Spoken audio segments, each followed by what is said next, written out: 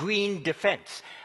So like many here, he tries to balance the strategies of defense with the necessary strategies of climate change. It's a delight also to have with us Dilan Yeşilgöz, the Vice Prime Minister and Minister of Defense of the Netherlands. She's also the leader of the party, the current leader of the party in Parliament. Rubens Brekelmans was our Defense Minister from the Netherlands yesterday, so they've sort of switched roles, though Dilan is still leader of the party, so she can exert kind influence over what Rubens does in the Parliament. And really happy to have, again, our very good friend and a strong supporter of the Shangri-La dialogue, Dato' Seri Mohammed Khalid bin Norden, the Minister of Defense of Malaysia. I'll ask them in 30 seconds or so to go to the podium and deliver their formal remarks, and when all three of them have spoken, I'll open it up for questions and answers. I'll take 7 or 8 in a group, come back to the panel, and then go back. When we move to the Q&A, Minister Koizumi has kindly said that he will deliver his remarks in English, but in the Q&A he will answer in Japanese. So for those of you who don't have perfect command of that language, you might wish to take tactical possession of your headphones and apply them at the right time. So with that, having now completely settled the room, could I ask, please, Minister Koizumi to address the 5th plenary of the ISS Shangri-La Dialogue.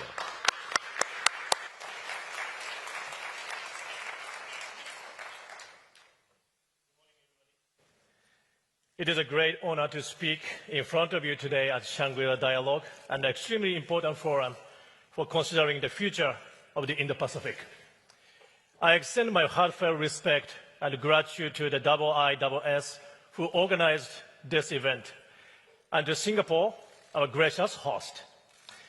I am also delighted to share the stage with the Minister of Defense, Khaled of Malaysia, and Deputy Prime Minister and Minister of Defense of the Netherlands, Mr. Dilan. Distinguished guests, the Indo-Pacific is the world's center of growth. We are blessed with the power of youth, with technology, and with vitality. And above all, we are bound together by free and open seas. Peace and stability in this region are not matters for this region alone. They are directly linked to the peace and the prosperity of the whole world. Today, ministers from nations that bridge the Pacific, the Indian Ocean, and the Atlantic are all gathered here. This demonstrates the connectivity of the 3 oceans. I want to extend the warmest welcome to the Netherlands' recent presence in this region. But at the same time, the Indo-Pacific is facing a severe reality. Attempts to unilaterally change the status quo by force or coercion, economic coercion, challenges to the established rules, complex competition, including in cyberspace and information domains, the weaponization of everything. The boundary between peacetime and contingency is becoming increasingly unclear. We are living in a time where social media and AI can be misused, and people's decisions can be shaken by disinformation and information manipulation.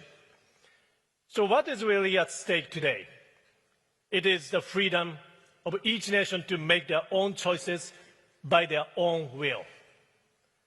Today, we are seeing a situation in which the Strait of Hormuz is unfree and closed. A strait that is neither free nor open. Sea lanes that are neither free nor open. An order that is neither free nor open. Who benefits from such a situation? The importance of a free and open order can never be overemphasized.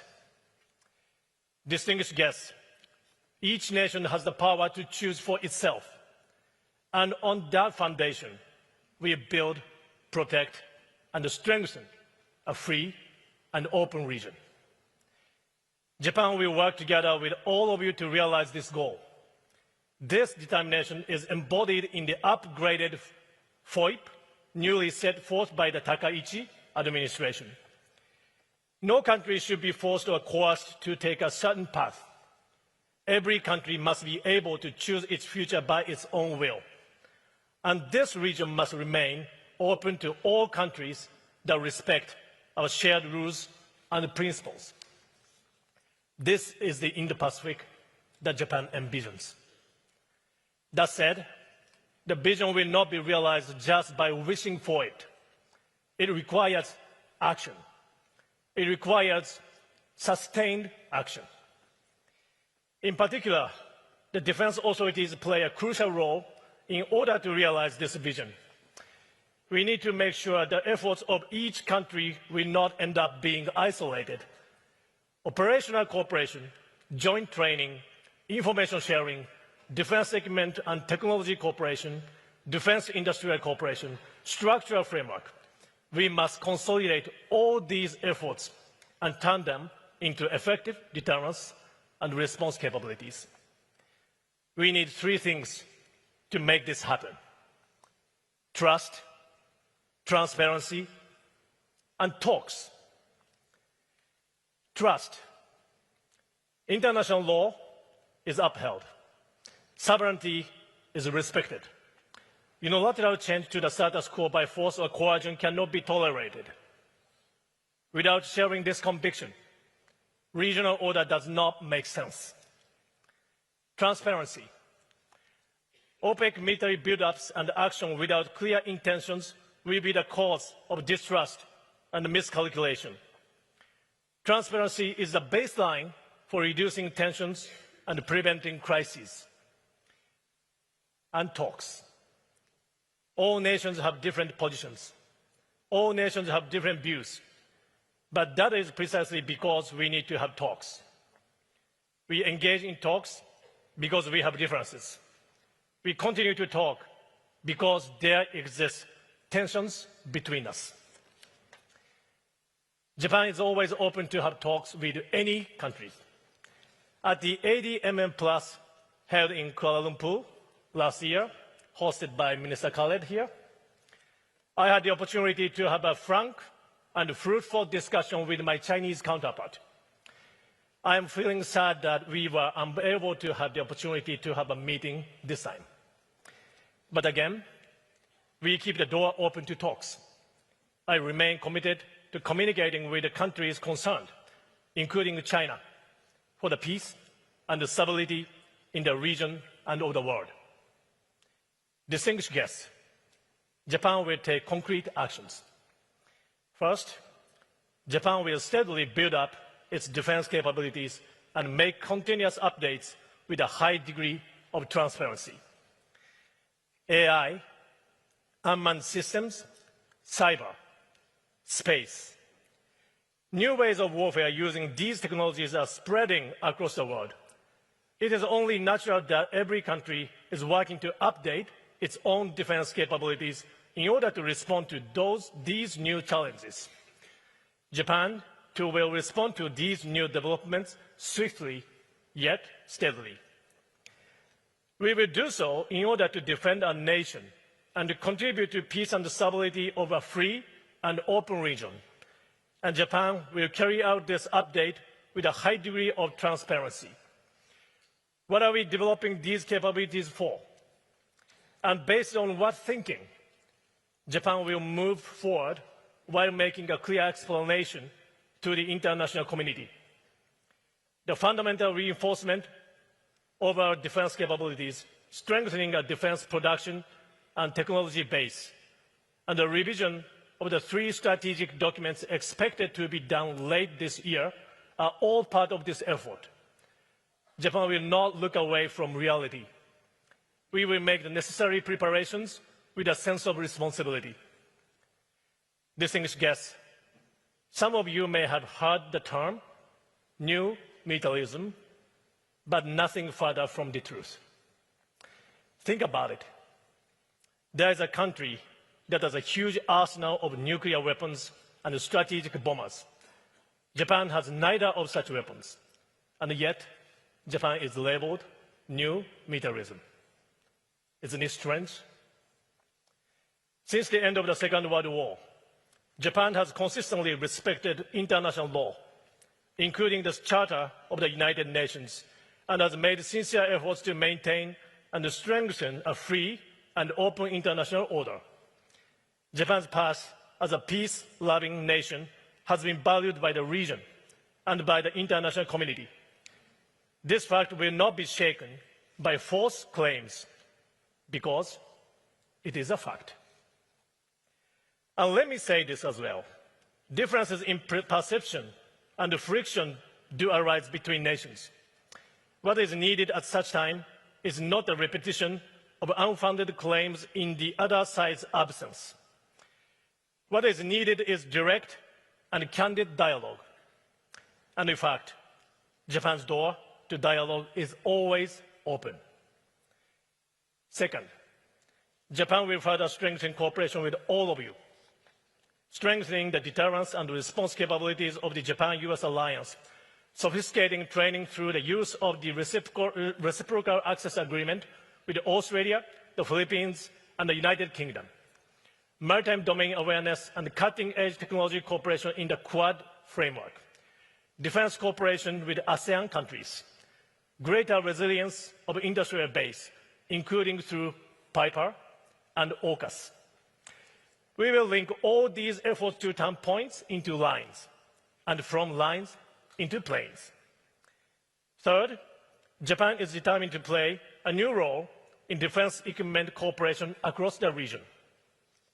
This April, Japan fundamentally revised its domestic framework concerning the transfer of defense equipment and technology.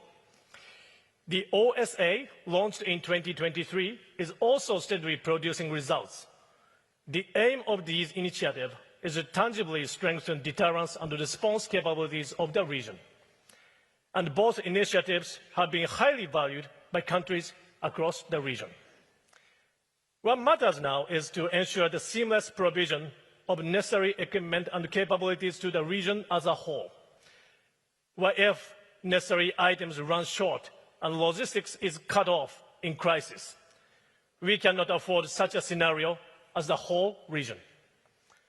That is why Japan will be even more proactive in defense equipment cooperation, defense industrial cooperation, and maintenance and sustainment cooperation. Our aim is to ensure that each country has the capabilities it needs and to make them available when needed. A great deal of cooperation is already underway.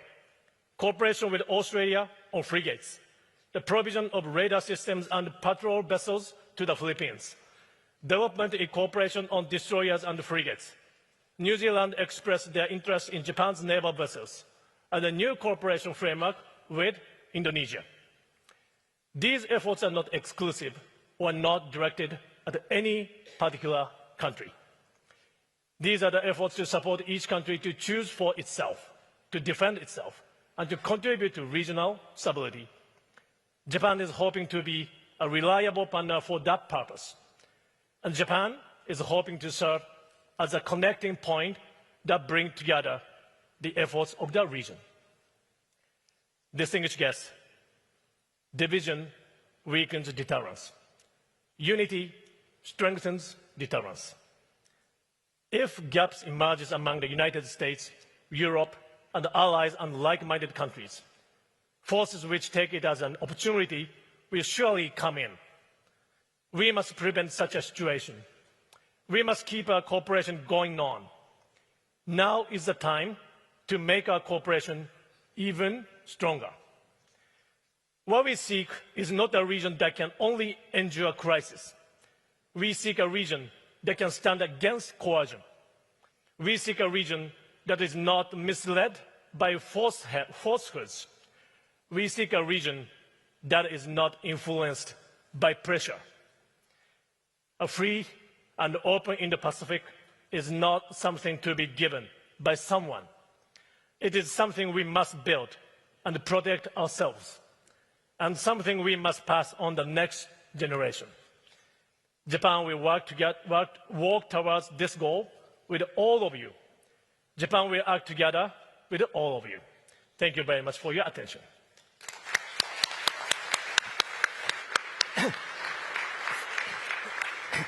Thank you very much, Minister Koizumi, for your strong defence of national sovereignty, your commitment to talks and dialogue, your promise to develop new defence technologies in full strategic transparency, and your desire for open defence cooperation with like-minded nations. Thank you very much for that strong message. Deputy Prime Minister Dilhan from the Netherlands.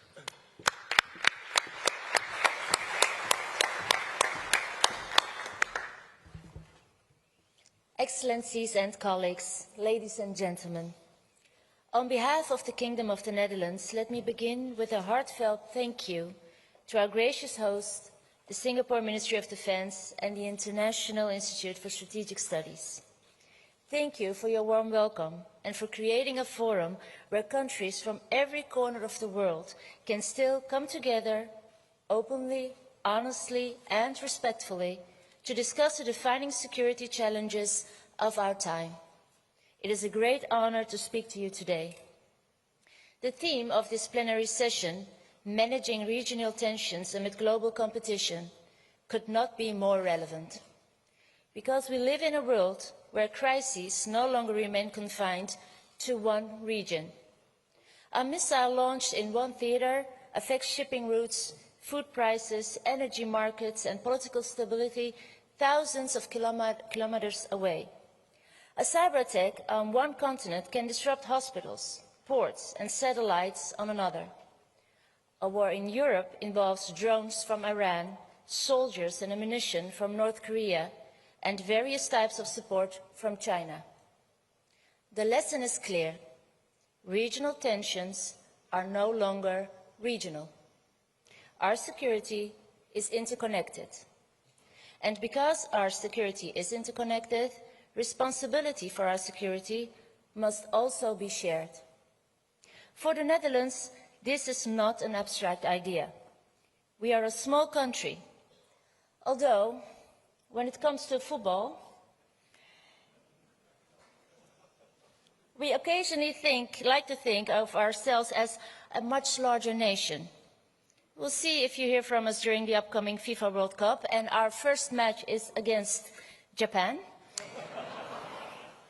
So I hope we will be able to remain our friendship after the Dutch win. Sorry, back to our topic of today.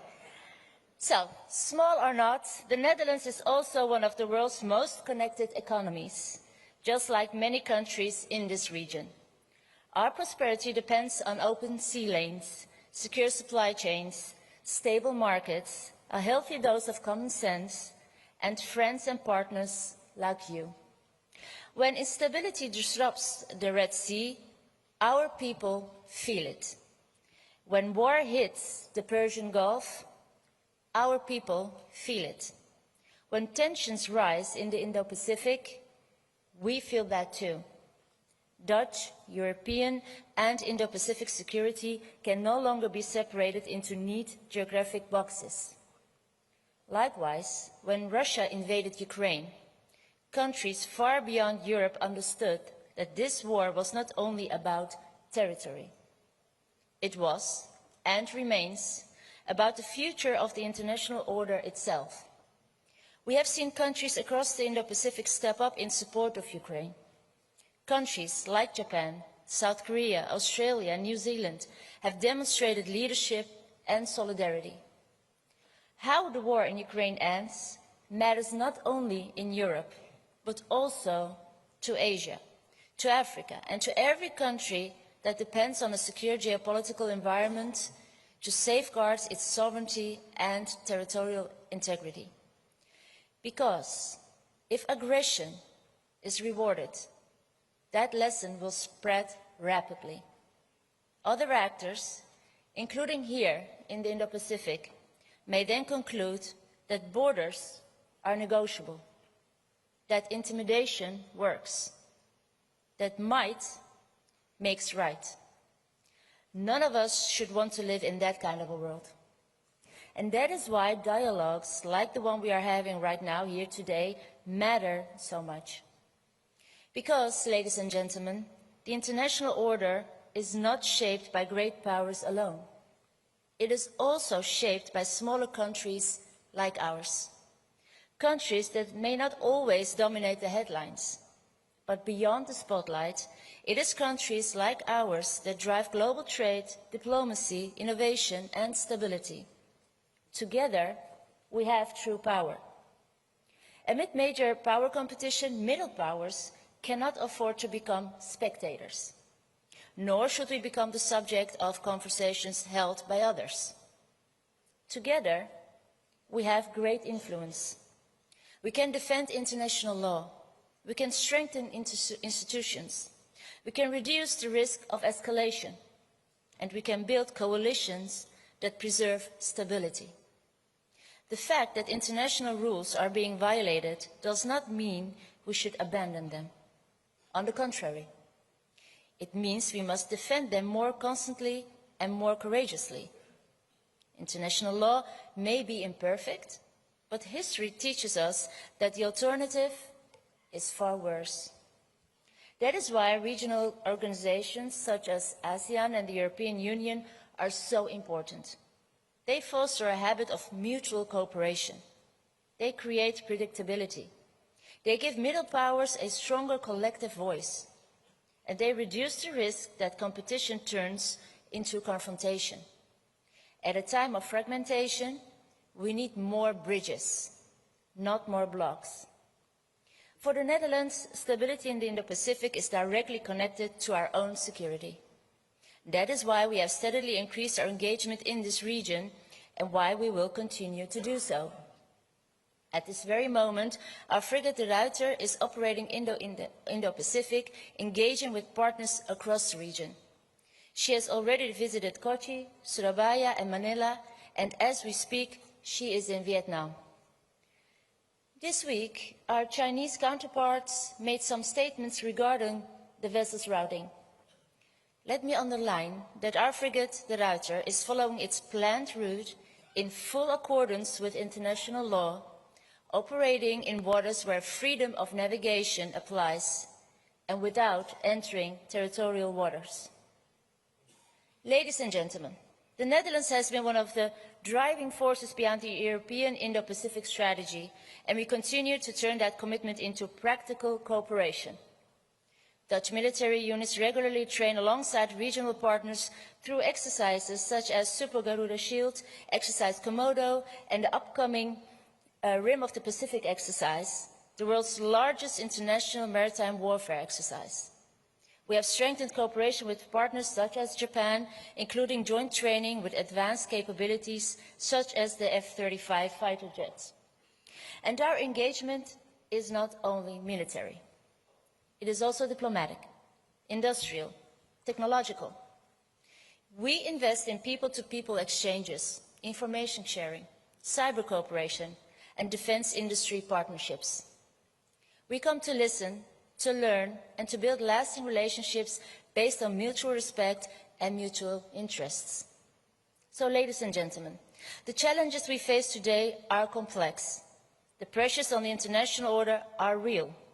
History is shaped by the choices we make and by the courage we show when the pressure rises. The Netherlands stands ready to work with all of you in the Indo-Pacific and beyond, as a reliable partner, as a listening partner, and as a country that firmly believes that stability is never built alone. Thank you.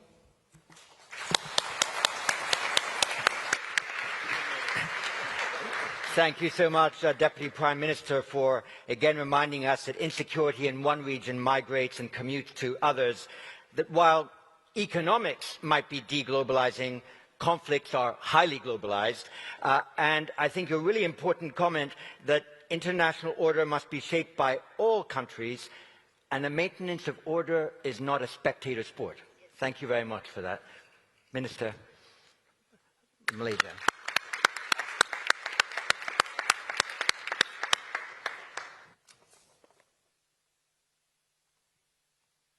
Sir John, fellow panel, Excellencies, ladies and gentlemen, a very good morning to all.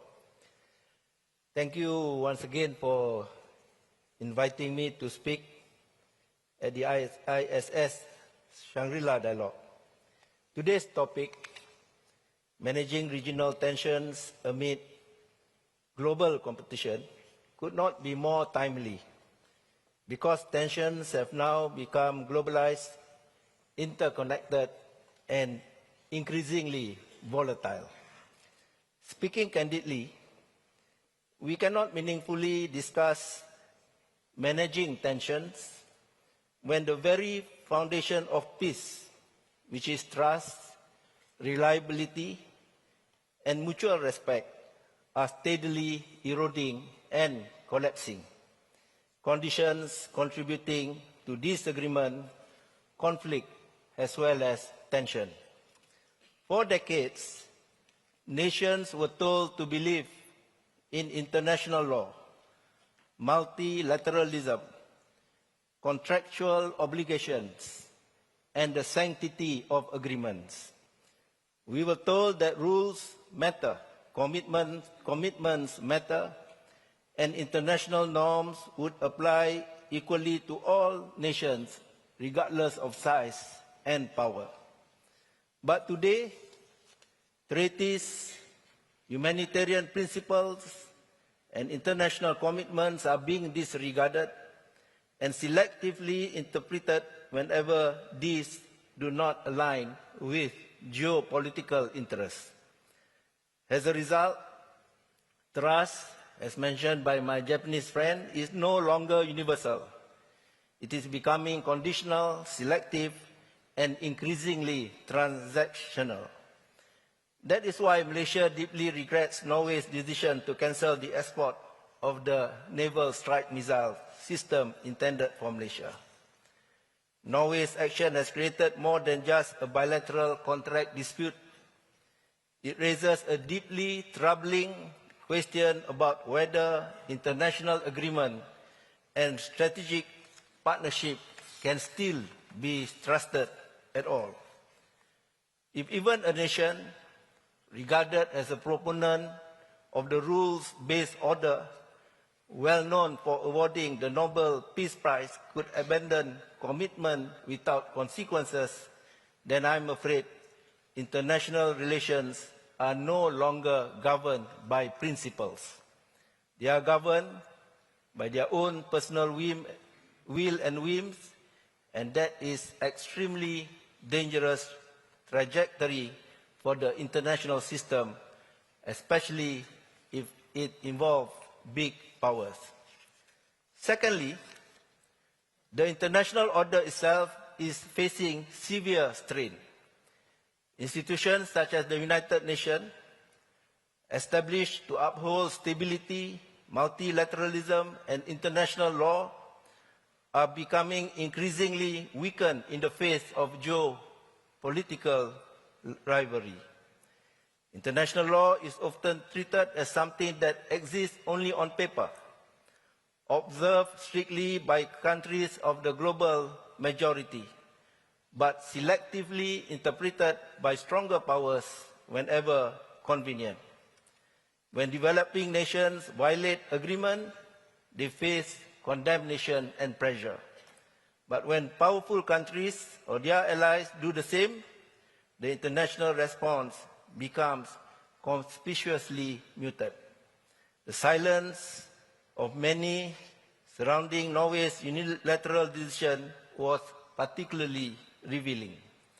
No serious concern was raised about the integrity of contracts or accountability.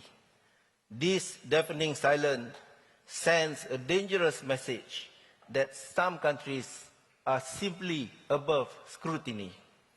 The same double standards are visible globally, where the ongoing genocide, war crimes, and violation of international law often receive selective reaction depending on who is involved. This blatant hypocrisy is profoundly destructive to the legitimacy and credibility of the rules-based international order. Thirdly, we are now witnessing alliances and strategic alignments being redefined in ways that will ultimately impact our region. Southeast Asia is already a peaceful region. contributed by ASEAN's indispensable role. But today, Southeast Asia faces mounting pressure from growing geopolitical rivalries, geo-economic fragmentation, technological competition, and strategic coercion. Countries in this region are being pressured directly or indirectly to choose sides and recalibrate long-standing strategic positions according to the interests of some. But ASEAN was never built upon coercion. ASEAN was never built upon dominance. And ASEAN was never built upon transactional politics. ASEAN was built upon dialogue, consensus, mutual respect, and collective responsibility for regional stability. So, let me say clearly, the moment ASEAN centrality is compromised, regionalism in Southeast Asia will cease to be meaningful and purposeful. And that would be extremely damaging, not only for Southeast Asia, but also the wider Asia-Pacific region and the rest of the world. Excellencies, ladies and gentlemen, the Norway episode has exposed a harsh reality. Smaller nations did not create many of the crises the world faces today, but we are forced to bear the consequences of decisions made by powerful states which often disregard the principles they champion. That is precisely why, as the Prime Minister of Canada had highlighted, the middle powers must come together to restore rationality, predictability, and balance to international affairs. We must not stay passive while some powers are exerting their influence to shape and at times paralyze multilateral institutions such as the United Nations. Individually, countries within the global majority may not possess the overwhelming influence of major powers, but collectively, we have the moral legitimacy and responsibility not just to defend the rules-based order, but also to strengthen and restore the credibility of the United Nations itself. Here in Southeast Asia, ASEAN has demonstrated how smaller middle power nations can cooperate through active engagements and mutual respect anchored firmly in ASEAN centrality. External powers engaging with this region must respect ASEAN's norms, strategic sensitivities, and regional mechanisms, not to bypass them. Excellencies, ladies and gentlemen, ultimately, we need to identify and mitigate the root cause that created regional and global tensions in the first place. The issue before us is not only competition between nations. The deeper issue is the gradual erosion of trust within the rules-based global order and the international system. So our responsibility today is not merely to manage tensions.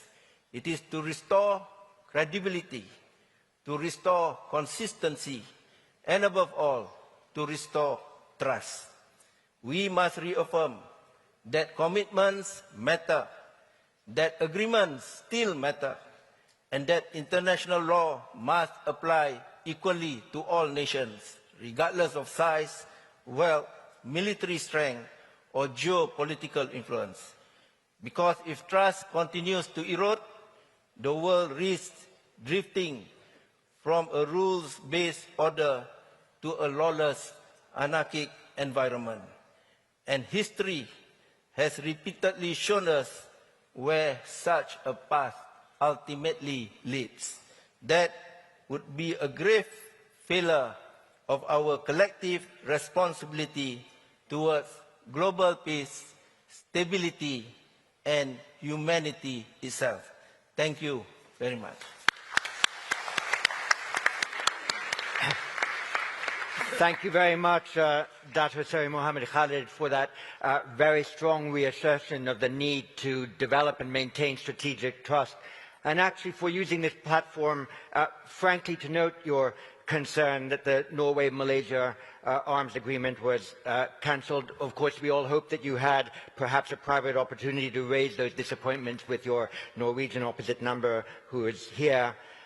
And the fact remains that, as many of us know, that defense export control regimes are highly complicated, not least because of the complexity of the supply chains and the variety of components and their places of origin. And that is certainly a regime, the defense export control regimes, which are sort of nationally or regionally managed, that need to be the subject perhaps of more active defense diplomacy to establish norms that can restore that trust and can ensure commitments are held to. So thank you very much, all three of you, for raising these very important issues. I will now turn to the delegates for a round of 7 or 8 questions and return to the panel. The first I shall call from the Republic of Korea, Chung-Min Lee. Thank you very much, John.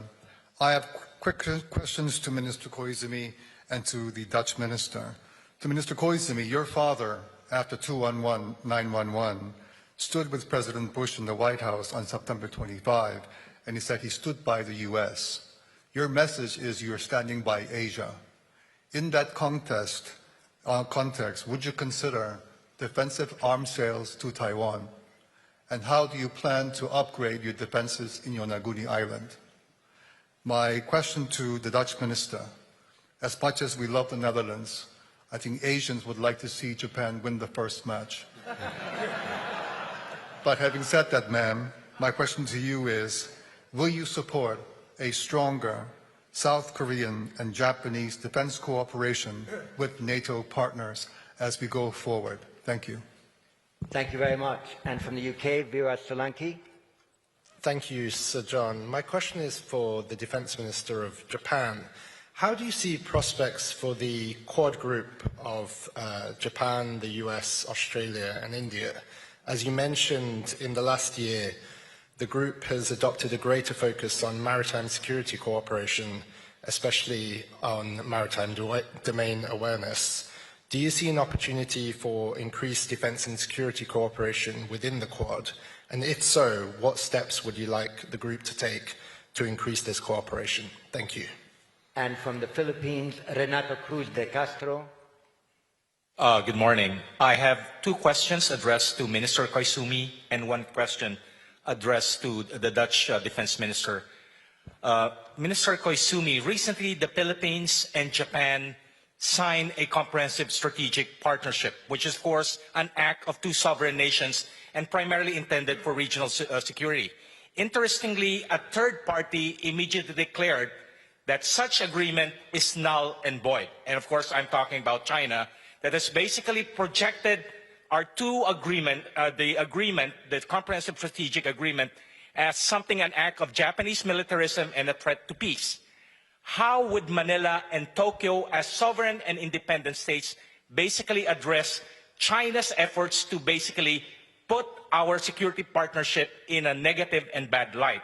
My second question pertains to the fact that the meeting between President Marcos and Prime Minister Sanai Takaishi happened a few weeks after the Xi-Trump summit in Beijing. How did the summit basically influence Tokyo's and Manila's calculation to forge a security partnership? And my last question, very short question, ma'am, is when the frigate, the Dutch frigate, the Victor, was in Manila, the Dutch captains mentioned an incident where the Dutch frigate was approached by a People's Liberation Army's helicopter. Can you tell us more details about that incident where there was, of course, an effort by the People's Liberation Army's Navy to investigate or possibly harass the passage of the Dutch frigate in the South China Sea? Thank you very much for your attention. Thank you very much. From Indonesia, Klaus-Heinrich Radito. Thank you, sir. My question goes to Minister Koizumi. In the current situation, to what extent does Japan view China as its primary security threat? And how can Japan strengthen its defense in a transparent manner while avoiding escalation of tension over Taiwan? Thank you. Thank you. I'll take about 4 more, but from China, Joshong Shen. Okay. Thank you very much, Chairman. My question goes to Mr. Koizumi, Minister of Defense, Japan. I'm very pleased that you mentioned the new militarism in your speech. I noticed that recently, Japanese leader expressed her condolence at the Australian War Memorial to Australian soldiers who lost their lives during the Second World War as a result of Japanese militarism. Yet, the victim nations in Asia have not received an apology or expression of remorse from the Japanese side. So China believes that genuine reconciliation must be based on a reflection on history that treats all victim nations equally. So I want to know whether the Japanese government is prepared to respond in an equally serious and unequivocal manner to the concerns of China, South Korea, and the victim nations of Southeast Asia regarding the history of the Second World War. Thereby, you can create the conditions for the mutual trust and the regional security. Thank you very much. Thank you. And from Canada, Jenny Carino. Yes, good morning. Our distinguished panelists have highlighted the many challenges related to global competition and the need to work together. Are there specific areas that you would recommend as common interest where we could increase that collaboration amongst ourselves and again so that we can produce that productive dialogue that we all require? Thank you. And from Cambodia, our young leader, Esarios Man. Thank you, Chair, for the floor. First of all, yesterday we have listened to the Secretary of War talking about the equilibrium of the world regarding the defense system. I would like to know the opinion of all foreign defense ministry on the panelists. What does it mean to be strategically equilibrium for having a more peaceful world? Thank you. Thank you very much. So we have a large collection. What I'm going to recommend is to ask first the Dutch Deputy Prime Minister to respond to those, to her and to the general panel, and then migrate to Minister of Defense Koizumi. Recall the need to put on your headphones for his replies. And then I will ask a couple of questions to Mohammed Khalid. Thank you very much. So, Dutch Foreign Minister. Thank you so much, and thank you for the questions. I think I can be brief because the majority of the questions and the answers I would give were already also in my introduction. I think it's very important to start with the first question, a stronger cooperation between the Republic of Korea, Japan, and with NATO. I think that's very important. NATO is, of course, for us, our main framework, our security framework. Within that framework, we are trying to build up a European pillar, actually, to make sure that we build up our own defense industry, our own defense military. And I think it would be very wise that we keep seeking for new partnerships, friendships. And looking from the Dutch perspective, we are investing a lot of money right now in our military, in our defense. And for us, it's very important that we can also build up a defense industry so that our economies will also grow. So we will have a long-term base for that. And the only way to do so is also to finding new partners, new friendships, cooperations, co-productions. So I would support a stronger friendship. Then regarding the Dutch frigate, the Ruiter, yeah, I already mentioned, and let me say that once more. It was following its planned route. It's still following its planned route. We do this every 2 years, and we will keep doing it also. It's for us very important to come here with our frigates to exercise, to build up new partnerships. And we do this in full accordance with international law, in open waters, and we will not cross territorial waters. But those are our boundaries, and we will remain those boundaries we have agreed upon internationally. And then the specific areas of common interest for increased collaboration, the question from Canada. I think, from my point of view, I will repeat the huge importance of building up our defense industry.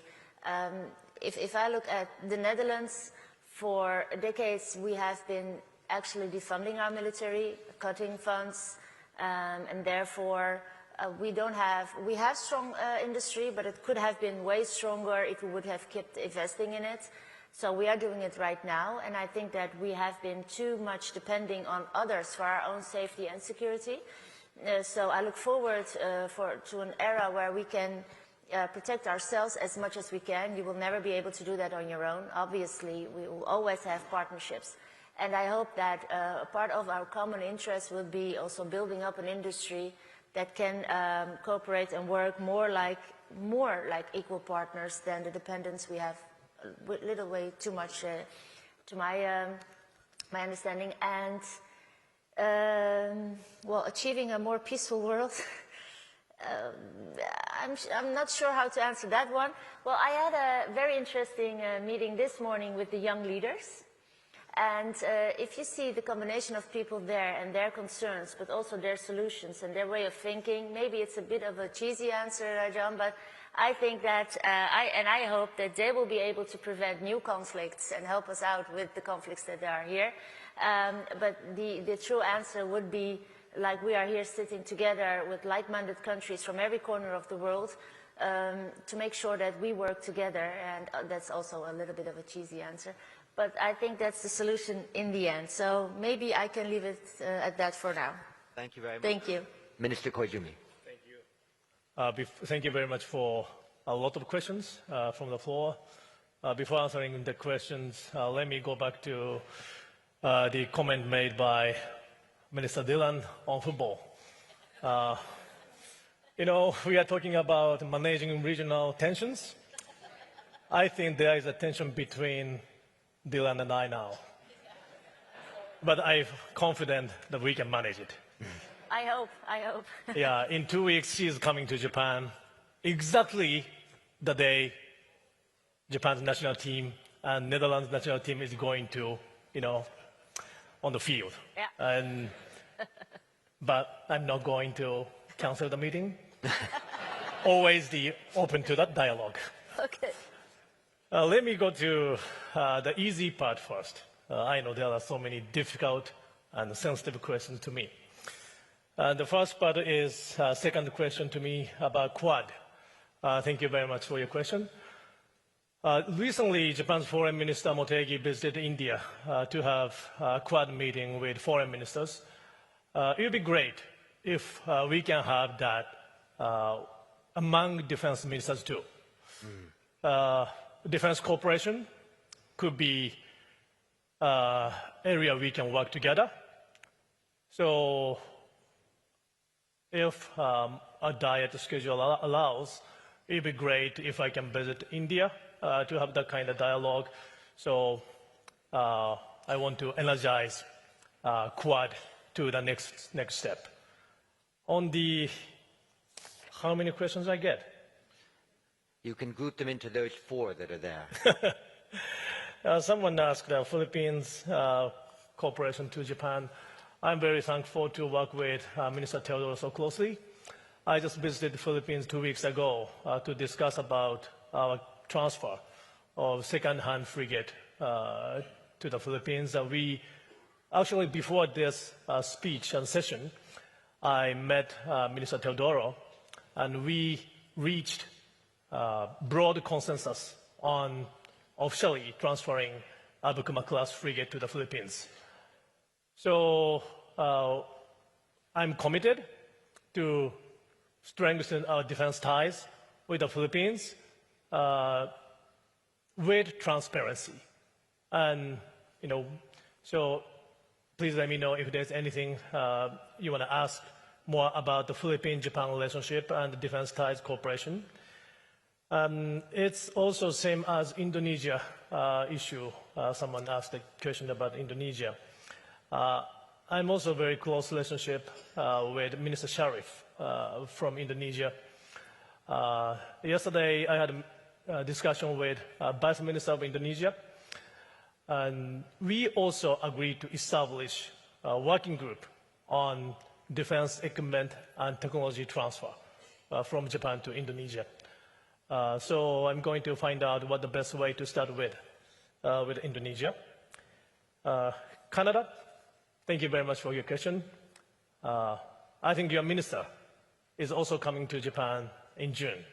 I'm really looking forward to seeing him since we met in Munich Security Conference. I hope it's not the day I'm going to see Dylan on that day. But with Canada, it's very important for us to work even more closely because, as I mentioned, the importance of openness and freedom of Indo-Pacific area. It is not just about regional issue. As Dylan and Minister Khaled said, now regional issues are not just isolated with any region. So in the Pacific and North Atlantic, or South Atlantic area, it's all connected. So I'm fully committed to work with Canada even more closely. I'm looking forward to working with Minister McGuinty soon. And I think it's time to move to the difficult part. Thank you very much for your question, Chinese participant. Thank you very much. You know, Japan's defense policy and the defense build-ups are not based on the idea of identifying any specific country or region as a threat or having a military confrontation with it. That said, China continues to increase its defense spending at a high level and is rapidly expanding its military capabilities across a wide range of areas without sufficient transparency. China's external approach and military activities are matters of serious concern for Japan and the international community. At the same time, as I told my counterpart, Minister Don Jun, the Japan-China Defense Ministers meeting last November in Malaysia, Japan believes it is essential to have persistent, candid dialogue and communication without turning our eyes away from concrete and difficult issues, precisely because challenges exist. Japan's door is always open. The Ministry of Defense will continue to use various channels and every available opportunity to communicate firmly with the Chinese side. So please give my best regards to my counterpart, Don Jun. Thank you. Thank you very much. And for the Minister of Malaysia, if I might ask you a question. Yesterday here in Singapore at the Shangri-La Dialogue, 17 countries launched the guide framework for cross-regional defense cooperation on critical underwater infrastructure. Could you say a few words about the importance of that agreement, Malaysia's perspective on it, and then also give us a sense of what is the kind of novel defense technologies that Malaysia might feel important to procure in order to deal with these very new threats that the region and the world is suffering from? Okay, thank you very much. On the launching of the guide framework, it is in pursuant to a decision made during the ADMM meeting because of the various underwater infrastructure that is now in place. So we feel that there is a need for us to have some protection, security for that. And Singapore is leading on that area, and therefore we are very happy that there is some progress on this. So that is why we welcome the launching of the guide framework yesterday. And we hope that that can be the main foundation for us within this area to expand on the matter so that we will achieve our intention to see that the underwater infrastructure is protected. Because we know that there is a challenge, there is a risk. We are not only facing threats from on the land, on the air, but that also is now one of the threats for any country. On the second area, what kind of technology?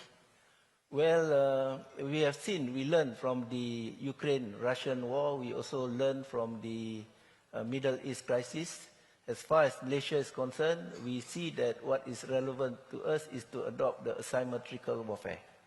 So anything that can assist Malaysia in developing asset or weapon that is required in an asymmetrical warfare is very much welcome. But then we will also see with who we are dealing with. Surely we will deal with those we trust. The episode that we received from Norway is a very good lesson for us. You cannot rely on those that are not sincere, and therefore we are talking to real partners of Malaysia. Thank you. Thank you very much. We'll go back now for one more round and then conclude just slightly before 11. So from the UK, Robert Ward. Thank you, John. A question for Minister Koizumi. Minister, thank you for your opening comments. Your point on correcting the false claims about Japan's defence reforms was particularly important given the current environment. My question is on startups, which are playing an increasing role in Japan's defence industry, including through Atlas accelerator activity and emerging cooperation with external technology firms. How do you view the role of defence startups in strengthening Japan's defence industrial base, and how is the government planning to boost support for them? Thank you. Thank you very much. And from China, Liu Wanxia. Thank you, Chair. My question is for the Dutch Defence Minister. Your statement about the Dutch frigate around China's Shisha Island just now only tells part of the story. As the spokesperson for China's Ministry of National Defense has pointed out, the fact is that on May the 27th, a shipborne helicopter of the Dutch Navy illegally intruded into China's territorial airspace. The Dutch side talks a lot about respecting sovereignty and rules, but it uses so-called freedom of navigation as a pretext to severely violate China's sovereignty, rights and interests, and maritime and air security. My question for you is, do you believe this incident constitutes a breach of international law and the basic norms of international relations, including the UN Charter? Thank you. Thank you. And from the US, Ankit Panda. Thank you very much. My question is for Minister Koizumi. Thank you so much for offering an update on Japan's ongoing defense reforms. I wanted to ask you a little bit specifically if you can tell this group where matters stand regarding Japan's debate about the 3 non-nuclear principles that have traditionally been the floor of Japanese policy. Will the revised documents revisit the 3rd non-nuclear principle? And as a related matter, I wanted to ask, as the United States appears to be reconsidering the future of theater nuclear forces in the Indo-Pacific, what role does Japan believe forward deployed or theater range U.S. nuclear capabilities can play in the region? Thank you very much. Thank you very much. And from Pakistan, Tanzila Khalil. Thank you, Chair. Part of my question has already been asked by Ankit Panda from the US. My question is directed to Minister of Japan. Sir, lately there have been discussions and emerging voices within Japan and even South Korea in favor of acquiring an independent nuclear capability. given the inward-looking orientation of President Trump. And interestingly, there was no explicit mention of the term extended deterrence in the NDS 2026 document. So my question to the minister is, how does Japan view the long-term credibility of the US nuclear security assurances? Thank you. Thank you. And a young leader from Timor-Leste, Ana Caistoche Pereira de Araujo. Good morning. Thank you very much, Chair. This question is for the Deputy Prime Minister, Minister of Defense of Netherlands. My question is easy. So, as a female leader, serving both as a Deputy Prime Minister and Minister of Defense, what challenges do you come across when navigating pressing security issues with your male counterparts? And also, do you find that your perspective as a woman influences your strategic decision-making? Thank you. Thank you very much. And from Indonesia, Kutnuri Hikmah Sabri. Thank you, sir. My question is for Dutch minister and Japanese minister. The Malaysian Minister of Defense raised a vital point about double standards and how international law is only used when it is convenient, selective application of international law. Do the other ministers on this panel agree with this assessment? If you do, what can we actually do about it to ensure that international law protects everyone equally, whether in Iran, Strait of Hormuz, or in Gaza? Thank you. Thank you very much. Morgan Michaels from the US. Thank you, Sir John. My question is for all of the panelists. We've heard a lot this weekend about the need for enhanced deterrence driven by increased defense spending. Could the panelists speak a little bit to the trade-offs or potential downsides associated with military buildup? Is there risk of an accelerating arms race in the Indo-Pacific? Thank you. Thank you very much. I did note in an extemporaneous remark yesterday that the phrase arms control had not yet been introduced into this particular dialogue, so perhaps it will be shortly. From the Republic of Korea, Yoon-bi Kim. Hi, my quick question goes to Koizumi-san. So you emphasized the cooperation a lot during your presentation. Given growing discussions on the defense cooperation between South Korea and Japan, which areas such as maritime security, intelligence sharing, or combined exercise, do you see as the most promising for deeper bilateral cooperation? And on the Strait of the Hormuz, what concrete role does Japan intend to play in safeguarding freedom of navigation and energy security? Thank you. Thank you. And from Indonesia, Evan Laksmana. Thank you, John. My question is to Minister Khalid. As you spoke about the decay in the international rules-based order, we appreciate the role that Malaysia had last year in terms of helping the situation in the Thai-Cambodia war. I guess my question to you is, how do you envision ASEAN to further institutionalize its conflict prevention mechanism so that in the future, not only can ASEAN manage these conflicts that arise, but also to prevent conflicts not just between its own members, but with major powers as well? Thank you. And from France, Lucie Béraud-Tudreau. Thank you. My question is for all panelists. Minister Koizumi mentioned transparency in his speech quite frequently. But we notice, however, that as trust is eroding globally, transparency is also declining in the world when it comes to defense spending. So for all panelists, what would you tell your counterparts to convince them to be more transparent when it comes to defense spending and reverse this trend? Thank you. And from the Philippines, Andres Santino. Thank you, Mr. Chair, and good morning. My question is directed to the Defense Minister of Netherlands. I thank you for your remarks earlier. Mentioned was that international rules are imperfect and are sometimes violated. May you share to us if you have concrete and clear proposals as to how these rules can be better complied, better respected, and better enforced. Thank you. Thank you very much. And from Myanmar, Mian Do-on. Thank you, Chair. My question is directed to Minister Nordin, Malaysia. What will be Malaysian policy towards China attempts to access Indian Ocean via Myanmar, or probably like a projection through Myanmar? Thank you. And from the UK, Thomas Beckett. Thank you, John.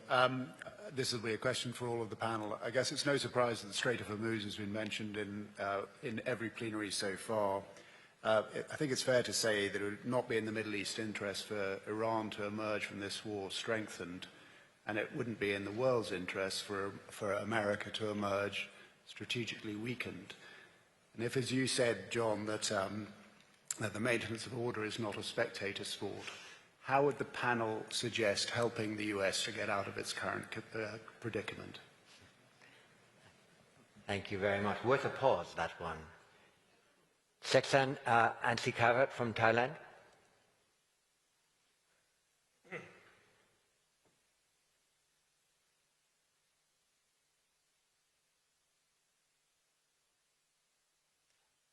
I'll move to one other and see if we can restore that connection. Ben Schwier from Germany. Thank you. My question is to Minister Koizumi.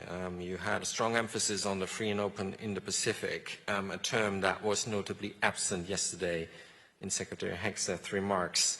So my question is whether, from your perspective, it is now time for Japan to become the new leader in the Indo-Pacific for upholding this very order. Thank you.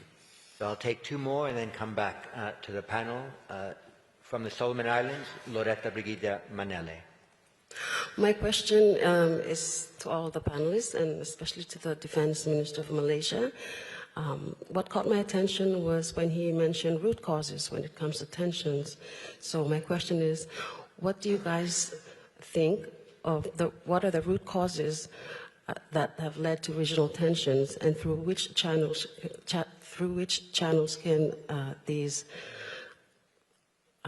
tensions be well addressed? Thank you. Thank you very much. I'll take one question, but just to give some tactical advance warning to our panelists, I'll ask Malaysia to respond first, then the Netherlands, and conclude with Japan. Sotiakpo from Cambodia. Thank you, Chair. I would like to address my question to His Excellency Koizumi. Japan have consistently surprised many big powers, including China and the US, in terms of security cooperation in Southeast Asia. If you read the recent survey by ISIS Yusuf Ishaq Institute, Japan outpaced many of these powers. And it's to Cambodia, this is a very welcome sign. And I would like to also know what your new initiative called the Official Security Assistant that you're going to provide it to Cambodia, if I'm not mistaken, starting this year.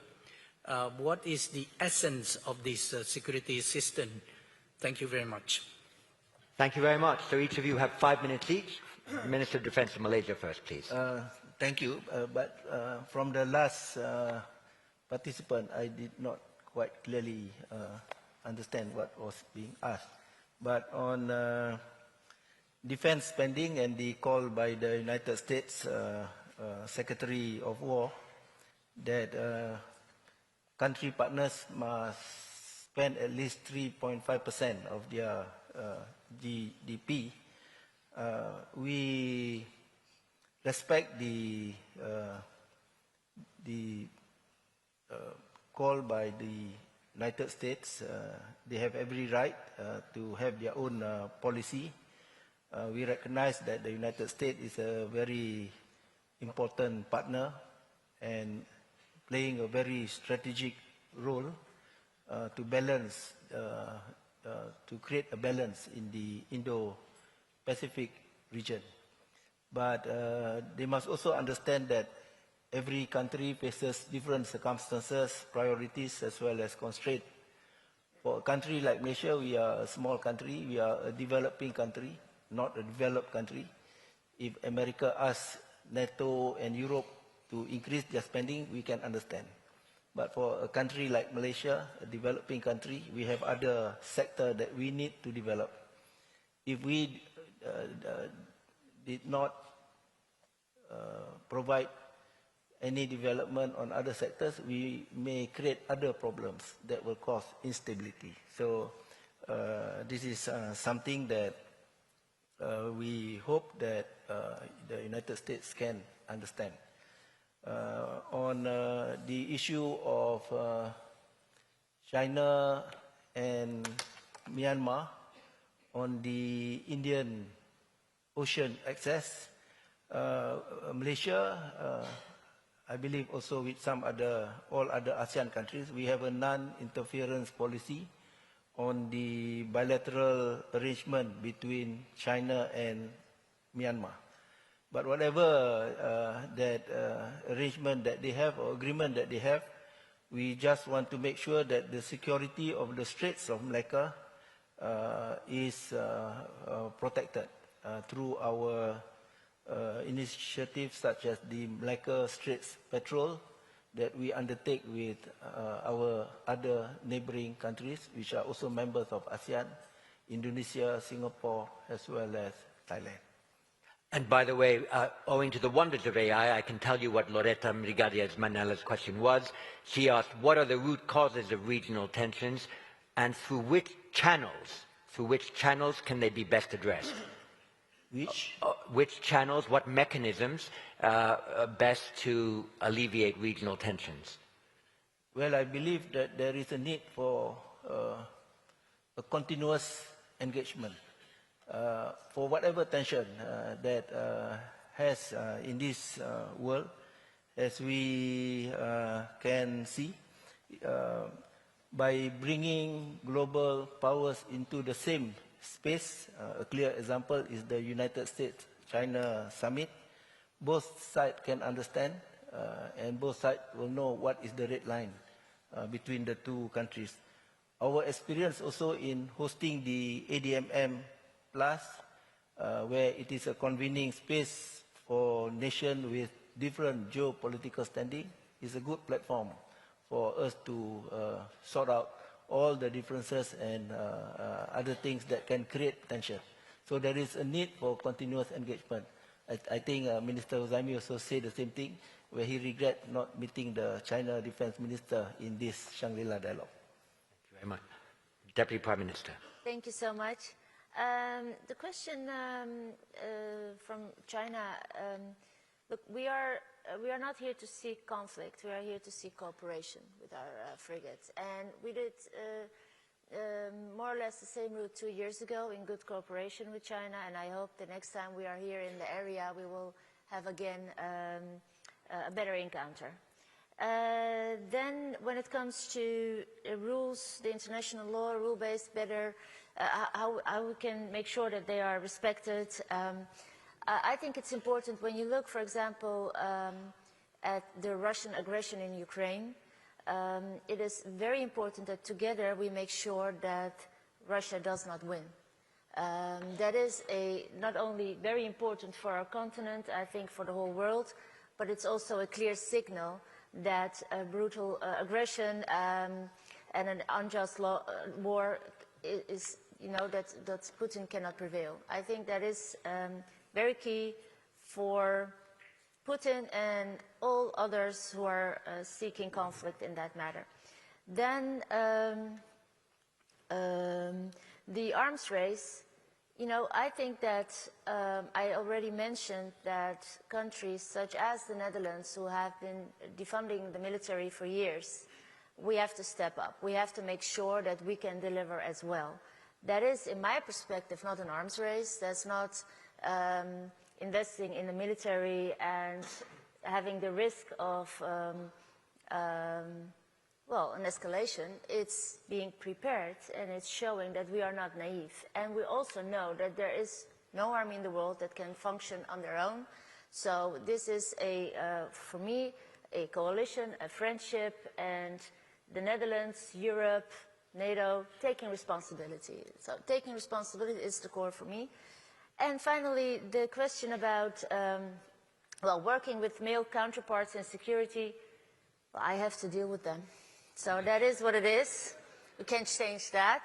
And the female perspective, well, obviously women are way less emotional than men. So that's something I learned also in politics. Again, we have to deal with that fact, and I hope I can be an inspiration to all my male colleagues. Well, thank you very much.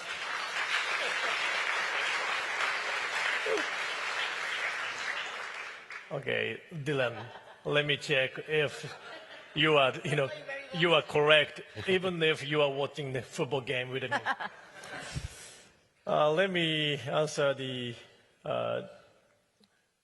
Japan's commitment on free and open Pacific, Indo-Pacific, coming from German participant. Also, I think this is linked to the question from Cambodia on offshore security assistance. My answer is yes. Japan is ready to do more in order to keep this region and also the world even more free and open. So it was great that Secretary Hegseth was here with us yesterday and also answering to my question. His message to this area, to the Indo-Pacific, and the U.S. commitment to the world was very strong.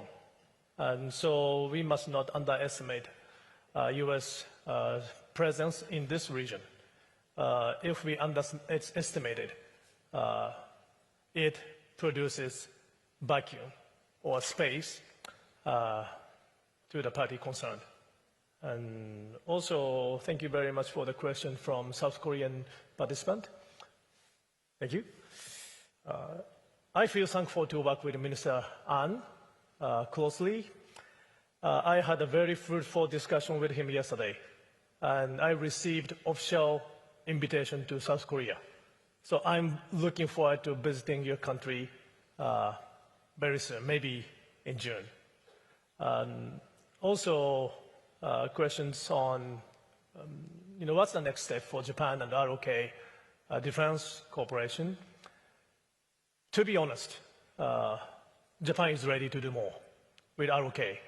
But I understand the next step should be welcomed by the people of Republic of Korea. So I'm committed doing my best to prepare and to maintain the environment between Minister An and I. Also, thank you very much for questions on the nuclear posture and also extended deterrence commitment from the US. I think this is a very important question to everybody. We, Japan, keeps the 3 principles on nuclear policy as a government. And also, yesterday I had talks with U.S. Secretary of War Hegseth about the next meeting with him, possibly within this year. It's very important to keep communicating with friends, with allies, and like-minded states. I think this issue and the question is linked to a question coming from a French participant, which is about transparency. I think transparency is not just coming from numbers or data. It's coming from the discussions and open dialogue between the allies and like-minded states. That's why I'm trying to explain Japan's policy at Shangri-La and Munich Security Conference and the Honolulu Defense Dialogue. And I also attended World Economic Forum at Davos in a meeting. It was the first case for Japan's defense minister to attend there. Also last year I attended ADM Plus in Malaysia. As we talk about the tensions in the world and in the region, we need to talk. We need discussions. So continuous dialogue provides transparency. So I'm trying my best to do so, even with countries with disagreements. I'm always welcome to the dialogue. So thank you very much for Chairman Chipman to hold this Shangri-La, which is very meaningful and valuable. This Shangri-La is my first time. It's great. So I hope I'm going to see all of you today, next year, or if you plan to come to Japan, everybody is welcome. Thank you very much. Thank you very much, Minister. I might just close this session with two remarks. The first is to say that it has been difficult to think about how one exercises a degree of arms control even if one is not engaged in arms racing. This is the first time in my rather long career where there's very few discussions in any region of the world about organized arms control. And I think that is becoming important, perhaps not in discussion of conventional powers, or perhaps not even in discussion of putative nuclear balances of powers, but certainly in the realms of new technologies. There has been work done on so-called responsible use of cyber. There has been a lot of concern about the introduction of artificial intelligence in military decision-taking and targeting. There are general comments about having a human in the loop or a human on the loop. But I would say that in the future, the Shangri-La dialogue should also look very particularly about these new emerging defense technologies and whether there are new techniques that need to be adapted properly to regulate the way in which they're used. And on the question of an international order, international law is in one way only similar to municipal or domestic law, in that if it is not regularly attended to and modernized and enforced, it loses its legitimacy throughout a society that becomes, in the international space, quite anarchical. And I think engagement in legal diplomacy is something that foreign ministers and defense ministers need to do, to feel that that law is not ossifying, its origins are being respected, but that new norms are being negotiated across regions and within them so that there is a degree of regulatory power that oversees otherwise the exercise of force in any way. And the only other point I want to make is that I hope everybody noticed that on one of the issues here, football, I sat in a neutral position throughout that conversation, which is one that I try to maintain always in the Shangri-La dialogue. Thank you to our participants and our ministers for their talk.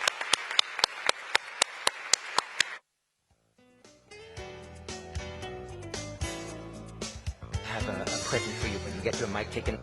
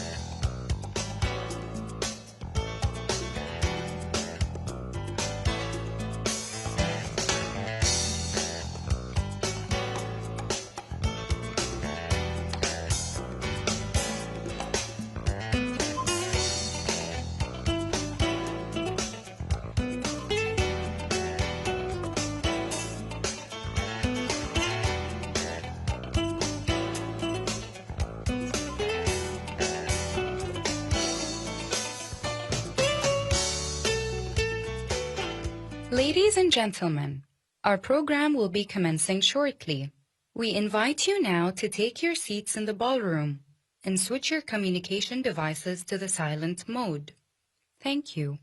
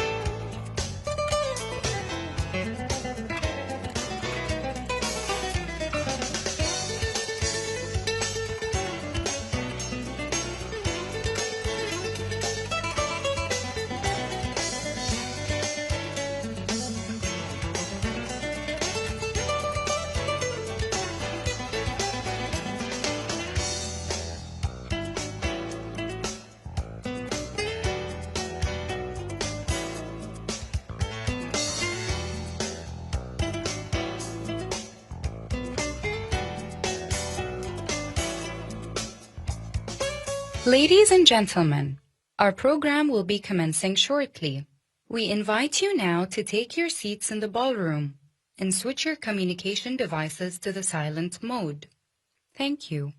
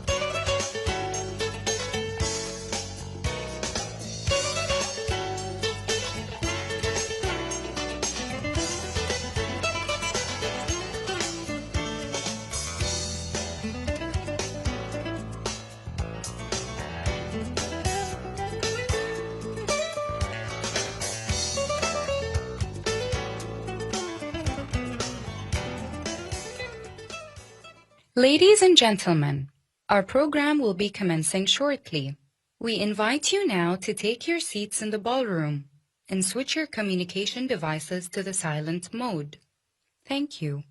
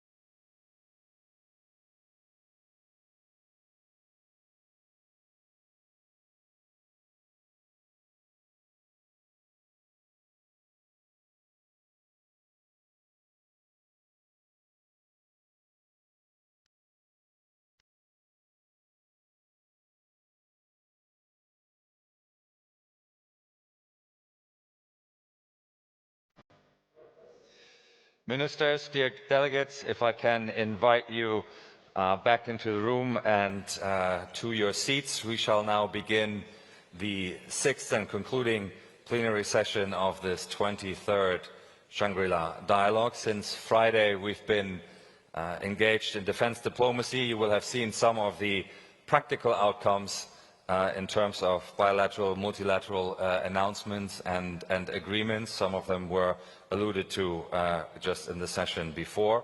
We shall now turn to the issue of evolving security partnerships in a fragmenting world.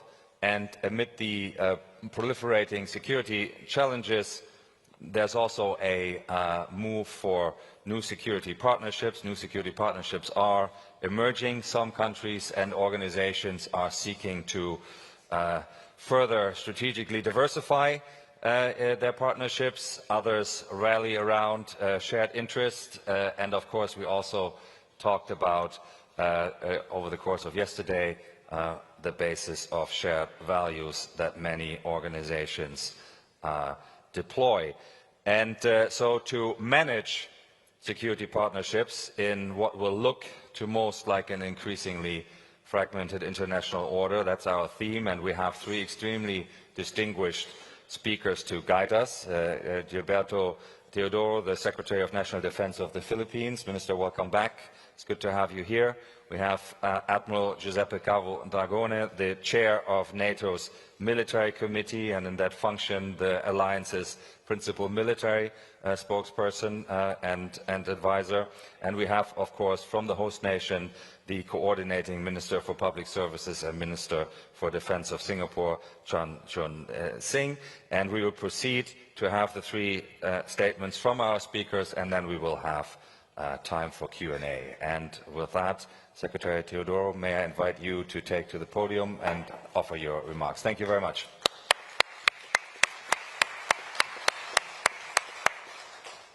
Thank you very much.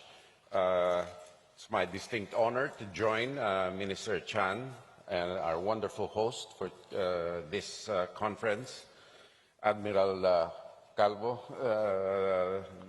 Dragone, once again. In the first plenary session of this year's Shangri-La Dialogue, I wish to thank the IISS for graciously hosting us this weekend. And I would like to congratulate the organizers in advance for yet another successful dialogue. Normally, I start with takeaways, but I will leave that to Minister Chan to recap the takeaways that we had.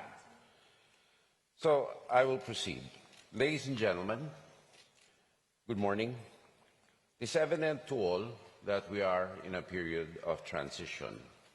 The institutions, rules, and norms which underwrote relative peace and prosperity for decades have come under strain, and long-standing structures of cooperation are evolving amid diverging priorities, shifting interests, and resource constraints.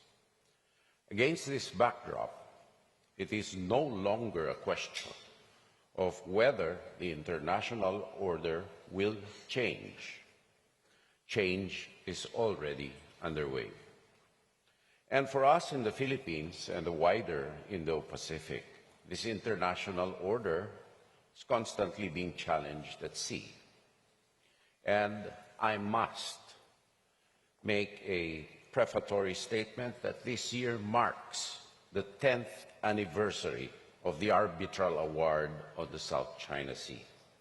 This landmark ruling affirmed the fundamental principle that maritime entitlements are derived not from, quote, historic rights, unquote, but from international law, particularly the 1982 United Nations Convention on the Law of the Sea. As His Excellency President Ferdinand R. Marcos Jr. stated in his historic keynote address at the 21st Shangri-La Dialogue, and I quote, "In the West Philippine Sea, we are on the front lines of efforts to assert the integrity of UNCLOS as a constitution of the oceans. With our defense of international law and strategic location, unlike any other, the Philippines has emerged as a hub for convergence among those committed to a rules-based order in the maritime domain, insofar as Philippine interests are concerned. Indeed, our allies and partners, some with differences among themselves, have nonetheless found common ground in our waters. In a fragmenting world, the Philippines is thus providential and providentially blessed to convene international actors of every stripe in defense of shared principles, particularly freedom of the seas, respect for the rule of law, particularly the rights of smaller and archipelagic states, sovereignty and territorial integrity of all states, which must be based on international law and UNCLOS for maritime and archipelagic states. This is a role we are very fortunate to play, and one that we do not intend to take lightly. In that spirit today, I would like to introduce a vision of the Philippines. It is entitled The Archipelagic Sentinel, Guardian of the Freedom of the Seas, or a Guardian of the Freedom of the Seas. The idea was developed by renowned Filipino expert on maritime law, Professor J. Batumbacal. It's unfortunate that Professor Batumbacal is not with us today, but I must give credit to the distinguished professor. And it begins first and foremost with our geography. Our archipelagic waters are at the heart of busy and vital maritime trade routes that link the Indian and Pacific Oceans, making them indispensable to Southeast Asia and the Indo-Pacific. Hence, the Philippines is well placed to safeguard maritime liberty and the legal and physical infrastructure that enables the world to sail, to trade, and to prosper. Guided by this vision, we commit ourselves to 4 important principles. First, our sovereignty and territorial integrity. We will maintain the absolute integrity of our lands, waters, and resources, as recognized in international law through modern defense capabilities. Second, the international rule of law. We will continue to adhere to international law, including the UN Charter, the 1982 UNCLOS, and the 2018 Arbitral Award, which binds the Philippines to UNCLOS, as well as the peaceful settlement of disputes through existing UN systems. Dispute settlement systems which are fair, transparent, and aimed not to gloss over major contradictions or problems, but to solve the root causes of our disputes. Through UNCLOS, the international community has recognized the extent of sovereignty, rights, and entitlements that we seek to protect. And on the basis of Pacta Sunt Servanda, we in turn will exercise these rights and entitlements in full accord with the norms and expectations of the international community. We do this openly and transparently, with nothing to hide. Third, ASEAN centrality. We will do our part in defending the autonomy of ASEAN member states and in ensuring that Southeast Asia remains peaceful, stable, and free from undue influence of any single hegemon, particularly those that have interests actively antagonistic to any of our member states. Now we recognize that we have divergence of views and interests, especially in the maritime sphere. Nevertheless, we hold true to the original ideals of ASEAN, that in diversity lies our strength, and through genuine autonomy, we will establish the basis of our unity. Thus, in our capacity as chair of the ADMM and the ADMM Plus, we will strive to preserve and enhance our internal cohesion and resist external attempts to speak for ASEAN. Fourth, deterrence. We will continue to work with countries that share our goal of protecting our rights and interests under UNCLOS. Ultimately, as strategic sentinel, we will stand watch over our sovereign rights and entitlements. And as guardian of freedom of the seas, we will stand watch with the international community for this part of the world. This vision is already coming to life through our ever-expanding network of allies and partners.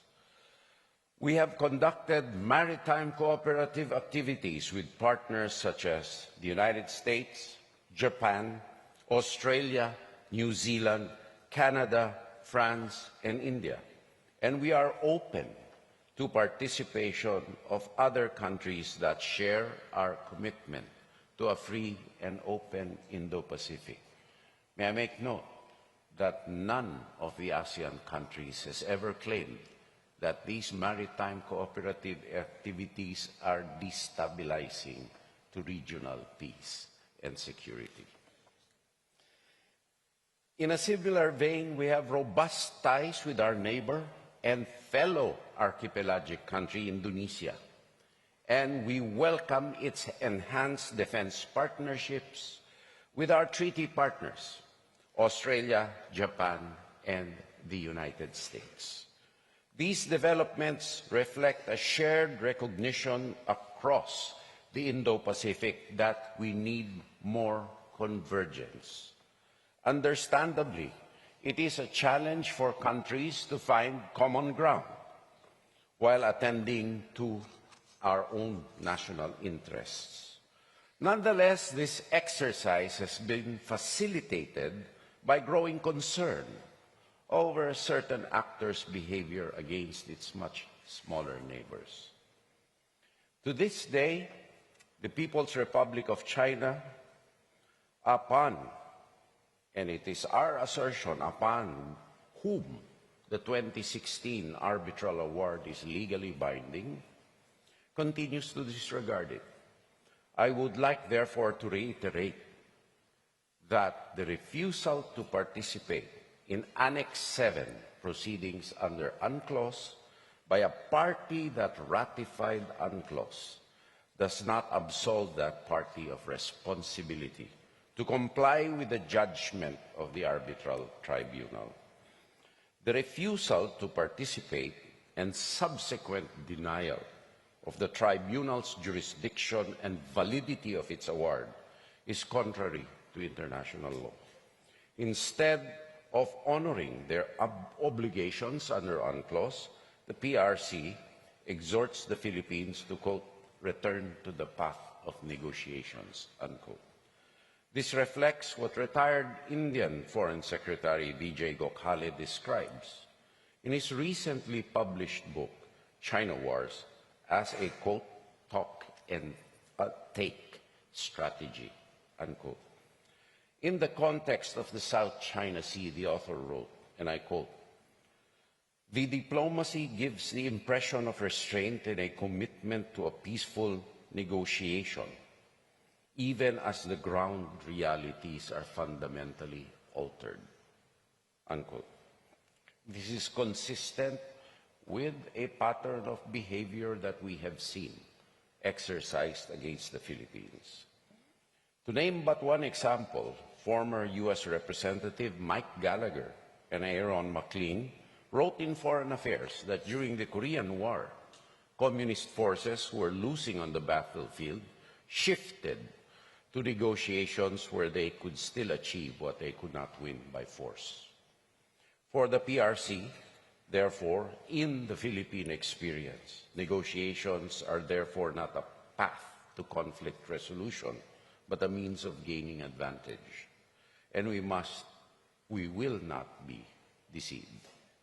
For our part, the Philippines has consistently adhered to UNCLOS and its dispute settlement mechanisms.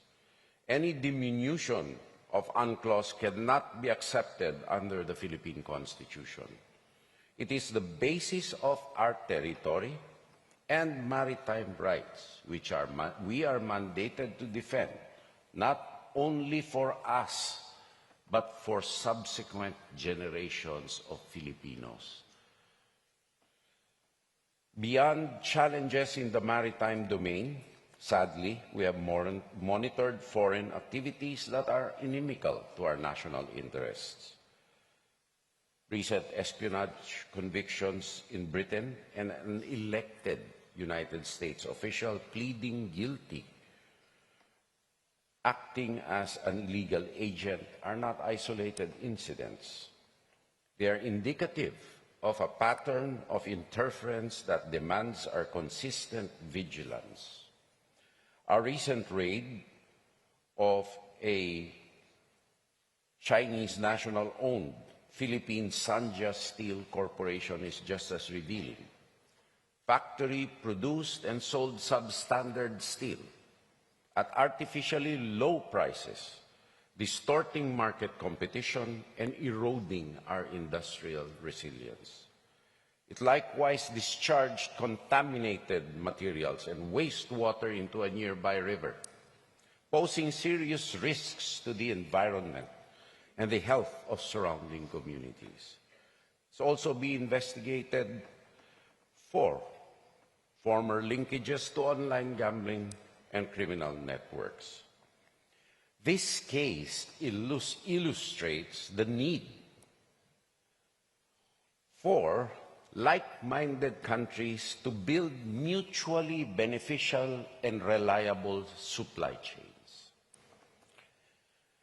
In the information domain, unfortunately, we are witnessing the improper use of history, including the unfair vilification of Japan, to obscure one's own misbehavior at present. Japan certainly is a model citizen of the world. I think there is unanimity among almost all of us here. Our convergence is therefore necessary, first, as defense specialists, to resist malign activities and preserve the political, economic, and social fabric of our individual societies. In the face of these challenges, diplomacy is extremely important, but it cannot on its own keep pace with the rapid changes in the world order, which certainly allows some actors to exploit. Hence, it falls upon us, defense and military practitioners, not only to safeguard our own country's sovereignties and territorial integrities, but also to protect our people from the fallout of transitions in the world. And so I close with a call for convergence, to protect human life, to protect future generations, to protect the rights of smaller and archipelagic countries. In last year's Shangri-La dialogue, I advocated for cross-regional security cooperation, because disruptions in the international system, whether in Europe or in the Middle East, have spillover effects throughout the world. Earlier this year, I echoed the same message at the Paris Defense and Strategy Forum. because recent events have made it all the more necessary. In that forum, on the sidelines, we signed our first status of visiting forces agreement with a European country, that is France. Filipinos form the backbone of the global seafaring industry, as well as many healthcare systems around the world. And regrettably, our nationals have been caught in the crossfire, particularly in the Middle East. It must therefore be said that the international order should have a special concern and obligation to protect migrant workers from the Philippines, among others, and other Asian countries, smaller countries, not only because their rights and dignity must be upheld as a fundamental obligation of humankind, but also because their very services and sacrifice underpin the global economy and quality of life of the countries they serve and on the sea lanes they ply. Ultimately, in a fragmenting world, convergence is not merely an option. It is an imperative, and the Philippines is actively embracing and acting on this imperative. Thank you, and a pleasant good morning to each and every one of you.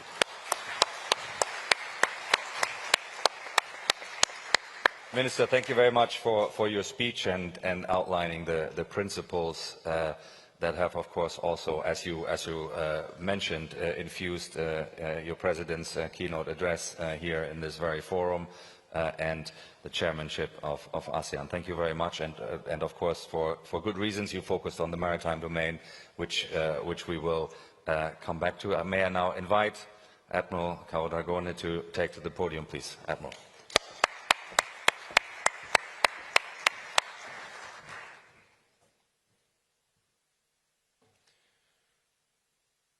Minister, distinguished colleagues, ladies and gentlemen, it is a privilege for me to address this dialogue on behalf of the NATO Military Committee. The fact that a transatlantic alliance sends a senior military official to Singapore each year is itself a statement. Security in the European alliance and in the Indo-Pacific are interconnected. This panel title is about how the world is fragmenting. But at the same time, the need for partnership has never been greater. Let me first clear about what we mean by fragmentation. What is new is the simultaneous fracturing of the stability, institutions, and peaceful prosperity of the past decades, and the deliberate exploitation of that fracturing by revisionist authors. We see it in the weaponization of economic independence, the militarization of space and cyberspace, the manipulation of information environments to corrode public trust, and the return of a large-scale conventional warfare to the European continent, a war in Ukraine that has a direct challenge to a fundamental shared interest in peace and security. Total casualties in this war, which is now in its 5th year, are measured in the millions of lives lost. This war both illustrates and accelerates the fragmentation pressures. But in the NATO alliance, we are clear-eyed about the danger, and we are taking action. What we are witnessing inside the alliance is not fragmentation, but a shift, a long, overdue, necessary, and ultimately healthy shift. This shift has two parts. First, greater seriousness about the increased responsibilities in this new era. And second, a more fair and realistic sharing of the burdens, with Europeans taking on greater responsibilities in defense investment, in capability development, in leading on our own security. This must be crystal clear to everybody. Last year, at NATO summit in The Hague, all 32 NATO allies agreed to reach the new standard of 3.5% of GDP expenditures on national defense, plus an additional 1.5% investment in defense-related infrastructure. So all NATO allies are moving toward 5%. This is a huge increase, and this was not just a talking point. We are already seeing this happen in real terms. Last year alone, NATO's European allies and Canada invested a combined total of 5,074 billion of US dollars in defense, a 20% increase in 1 year. And we are continuing to move in the right direction. From a military point of view, what we are now focused on in NATO is translating this increased funding and investment into real capabilities, because we cannot deter anybody by waving money in the air. To make our alliances strong, and something we are increasingly good at in NATO, we have a professional, accountable, and strategically informed process, the NATO Defense Planning Process, or NDPP. The NDPP gives countries in NATO concrete targets for the capabilities that they need to expected to deliver with their investment, and you could say that the NDPP is how we turn our billions into battalions and battleships. And the current NDPP cycle clearly prioritized the need for greater investment in defense and greater delivery of capabilities. In some areas, NATO countries in Europe and Canada will need to deliver an additional 30% of more in real capabilities. These capability targets are based on a practical, realistic assessment of what forces and capability NATO would need to implement its military plan. Simple as that. This connection between our capabilities and plans are not new concept, but it's something we haven't done in 30 years, but we are doing it now.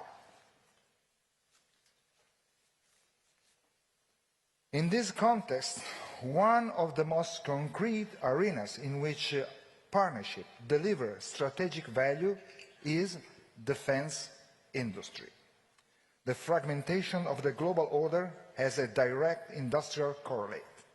Supply chains under pressure, export restriction tightening, technological decoupling accelerating. Security partnerships are an essential instrument for mitigating that industrial fragmentation.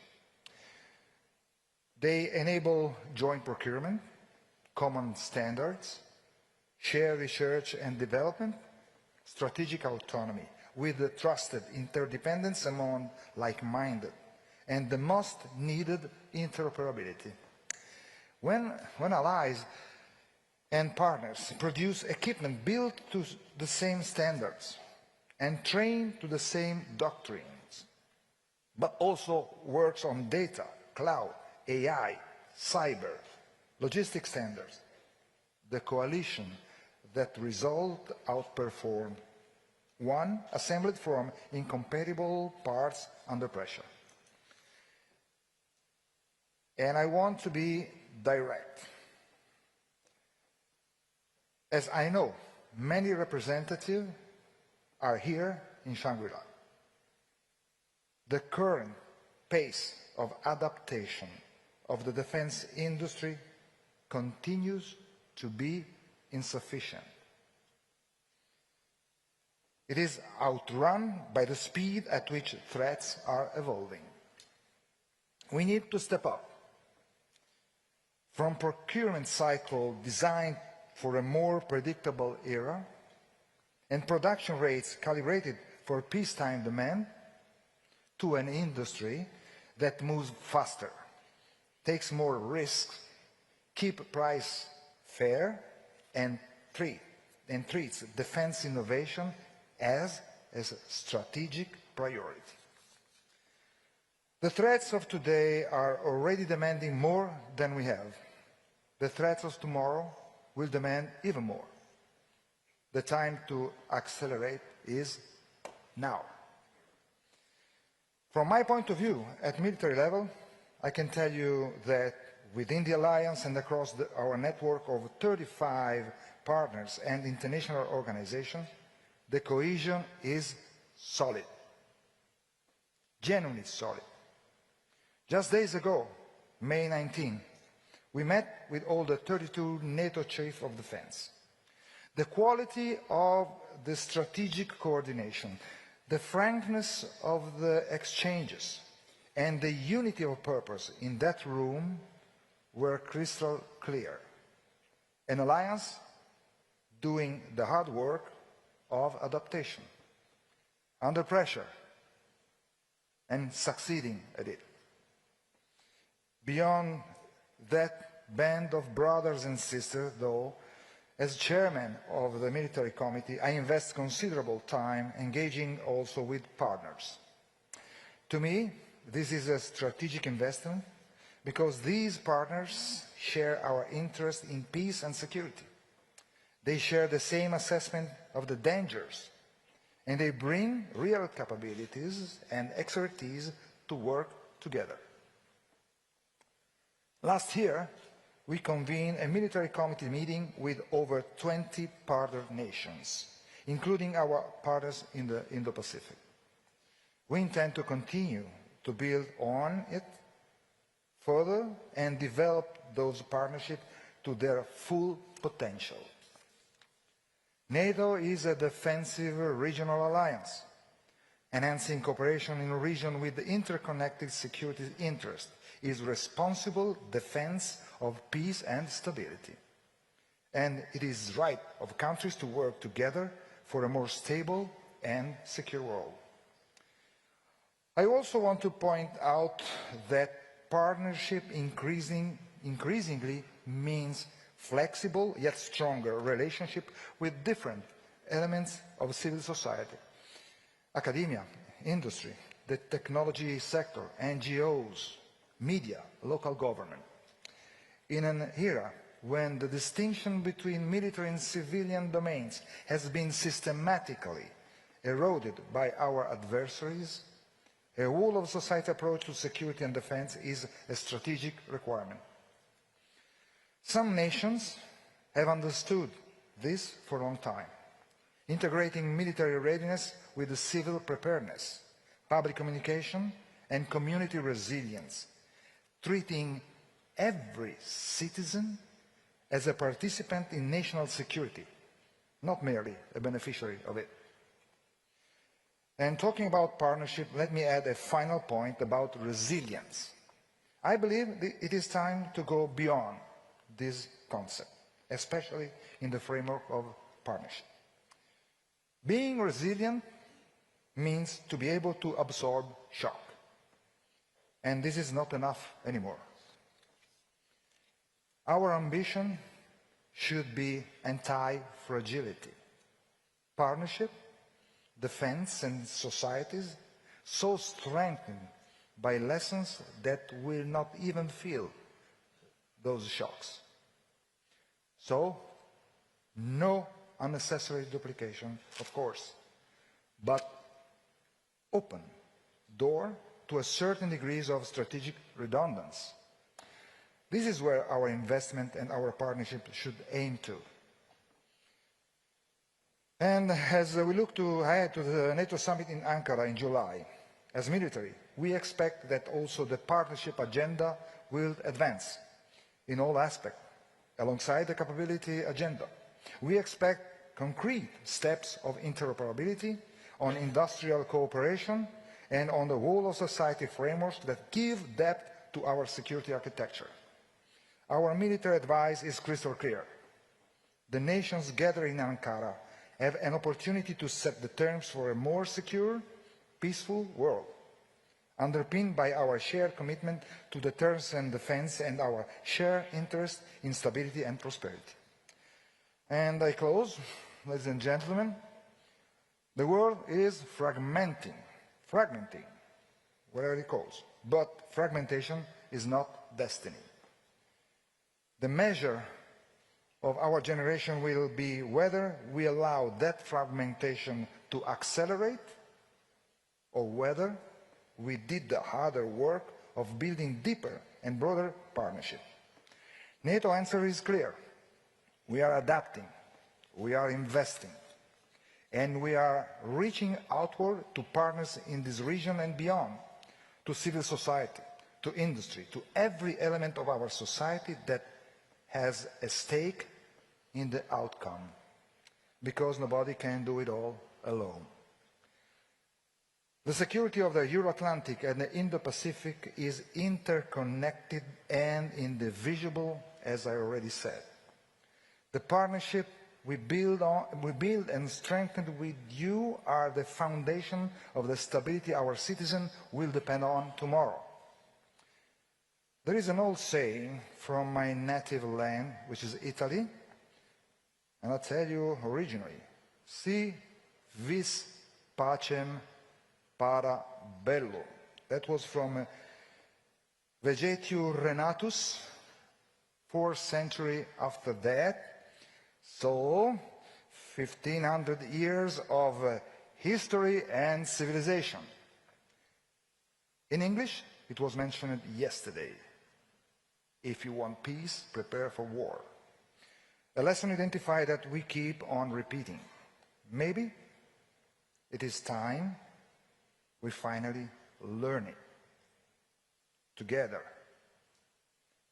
so we can move forward. Thank you.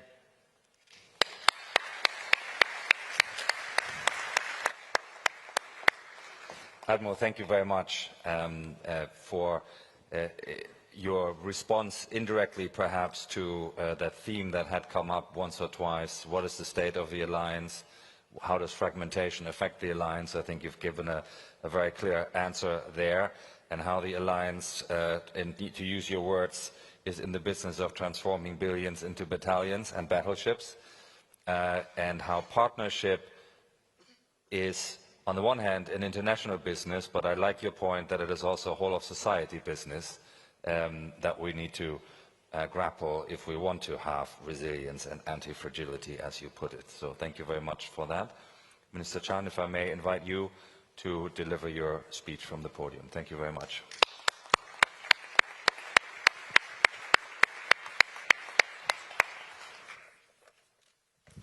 Distinguished guests, ladies and gentlemen, a very good morning to all of you. First, let me thank you all for participating in the 23rd edition of the Shangri-La Dialogue.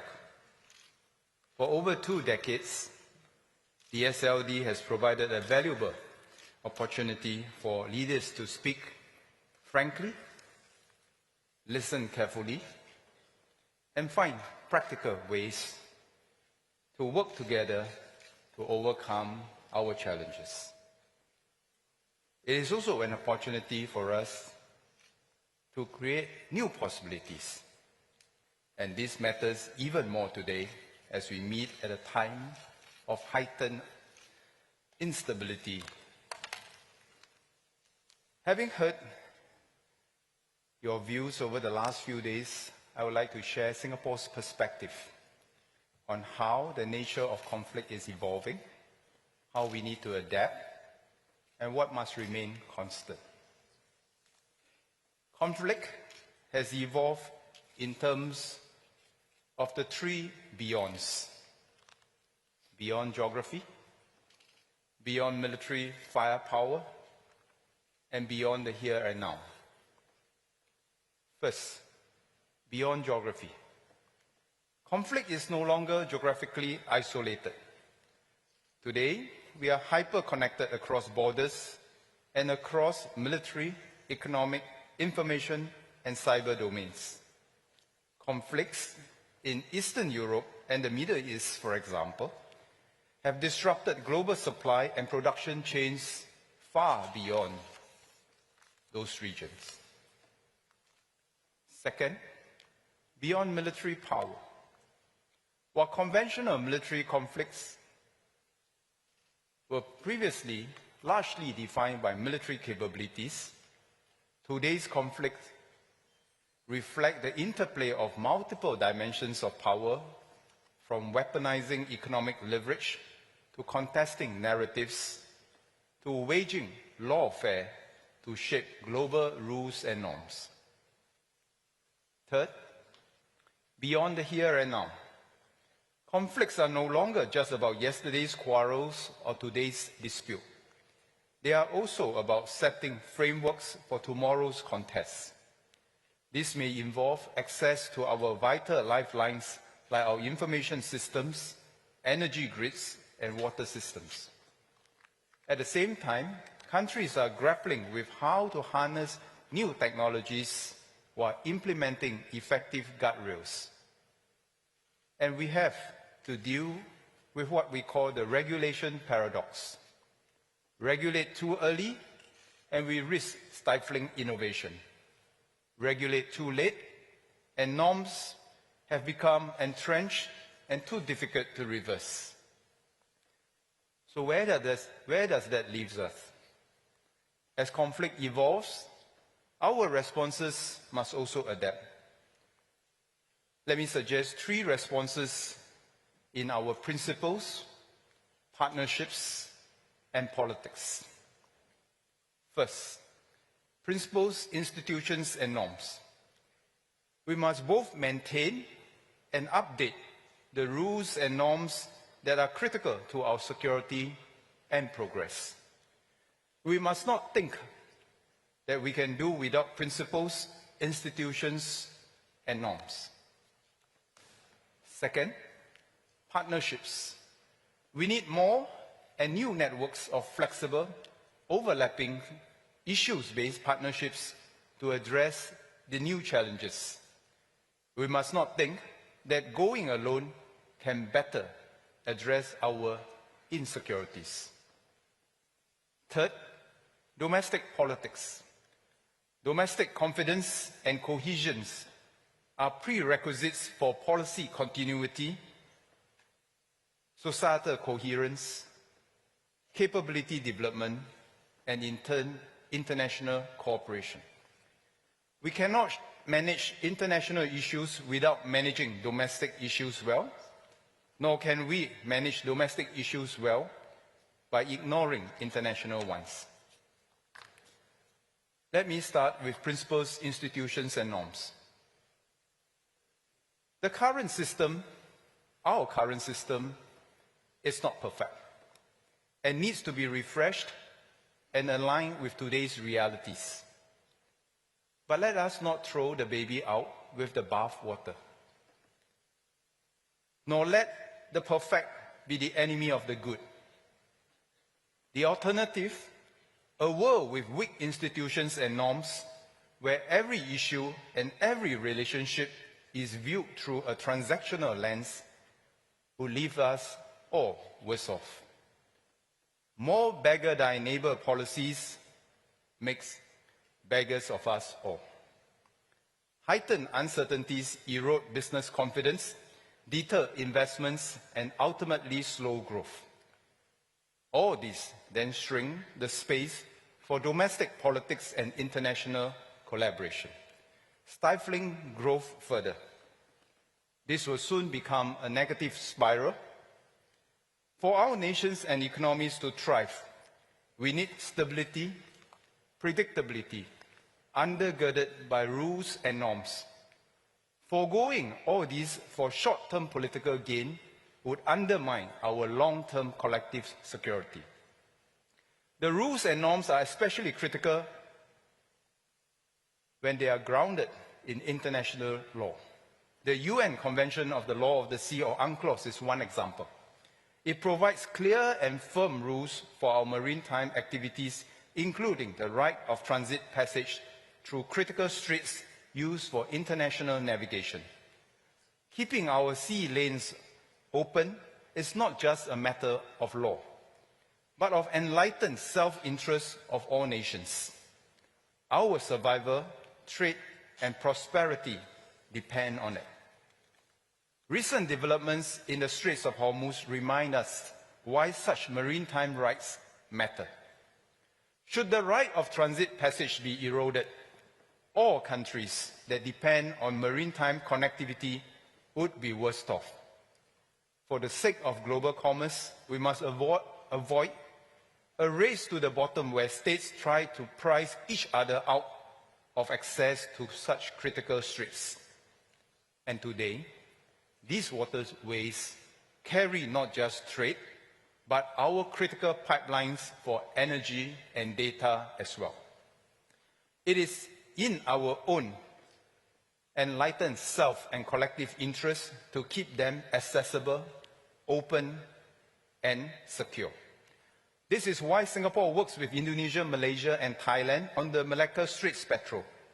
We recognize that freedom of navigation along the straits for trade, for data, and for energy cannot be secured by any single country alone. It requires practical cooperation from all stakeholders. This brings me to the second suggestion, the need for more and new overlapping networks of flexible and issue-based arrangements to complement multilateral cooperation.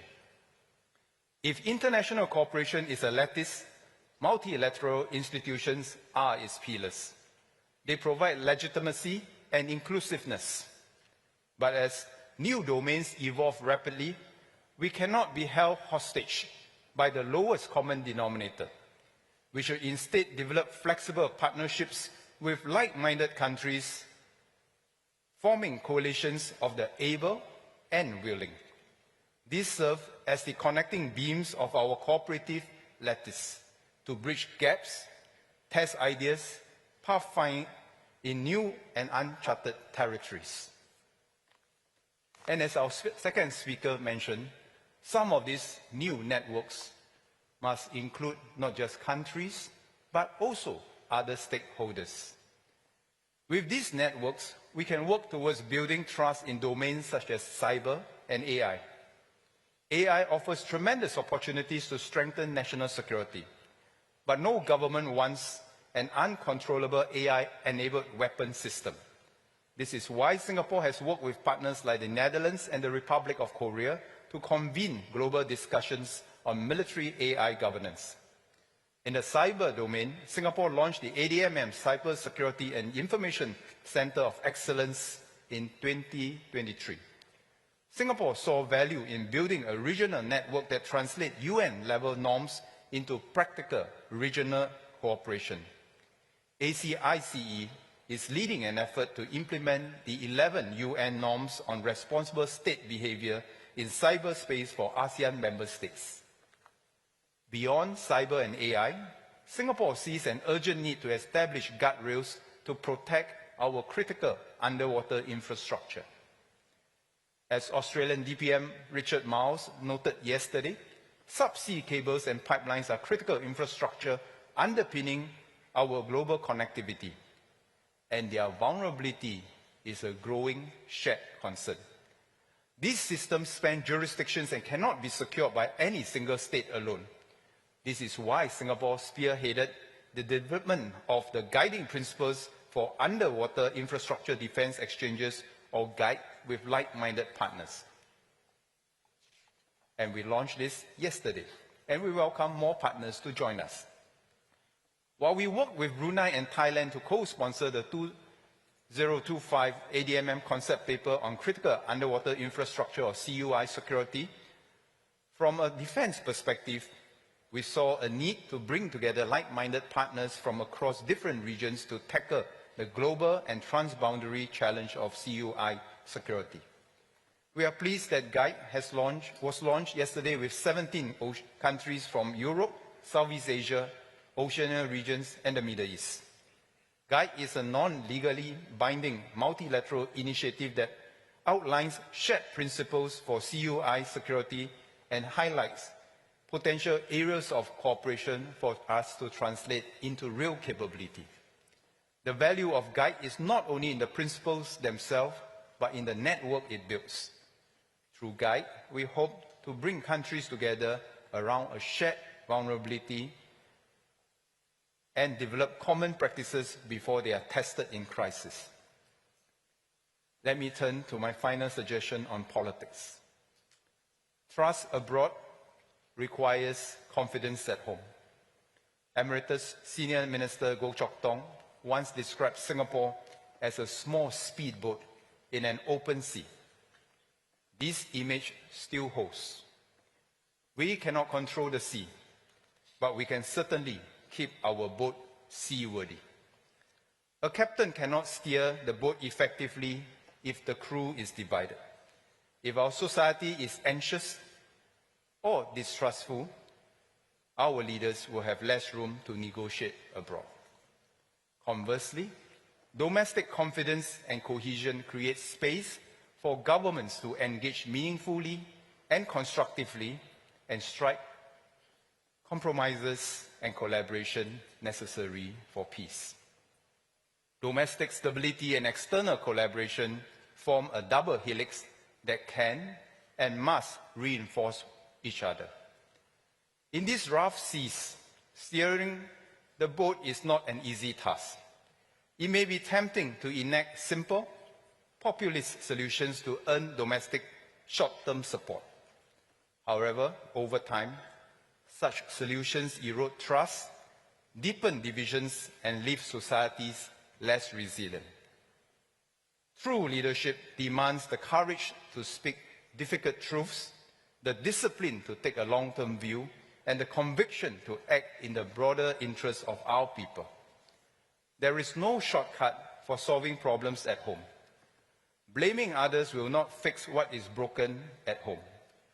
Durable solutions require countries to address their own challenges directly using their economic, military, information levers. The stronger our trust at home, the more cohesive we are, the better place we are to work with others abroad. The stronger our capabilities, the more relevant we are, and the more credible and attractive a partner we can become. By pulling our own weight, we preserve agency to pursue our own interests and avoid the forced choice of having to pick sides that ultimately makes us irrelevant.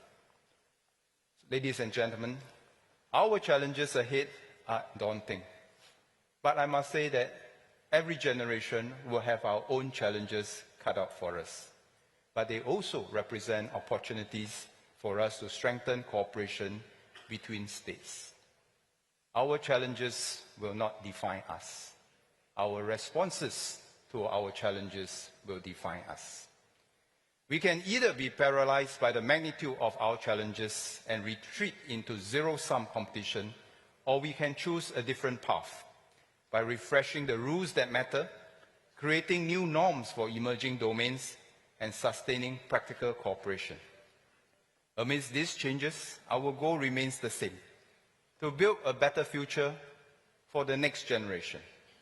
Singapore will continue to do our part to contribute to global stability, and it is in this spirit of encouraging honest dialogue and practical cooperation that we host the SLD every year. Let us leave this gathering not just with a better understanding of our challenges, of each other's challenges, but with a renewed commitment to work together in addressing them. And before I end, I'd like to thank IIS, the staff of Shangri-La Hotel, our security forces and media friends for your hard work behind the scenes. Thank you. I wish you a safe journey home, and we look forward to hosting you once again next year. Thank you very much.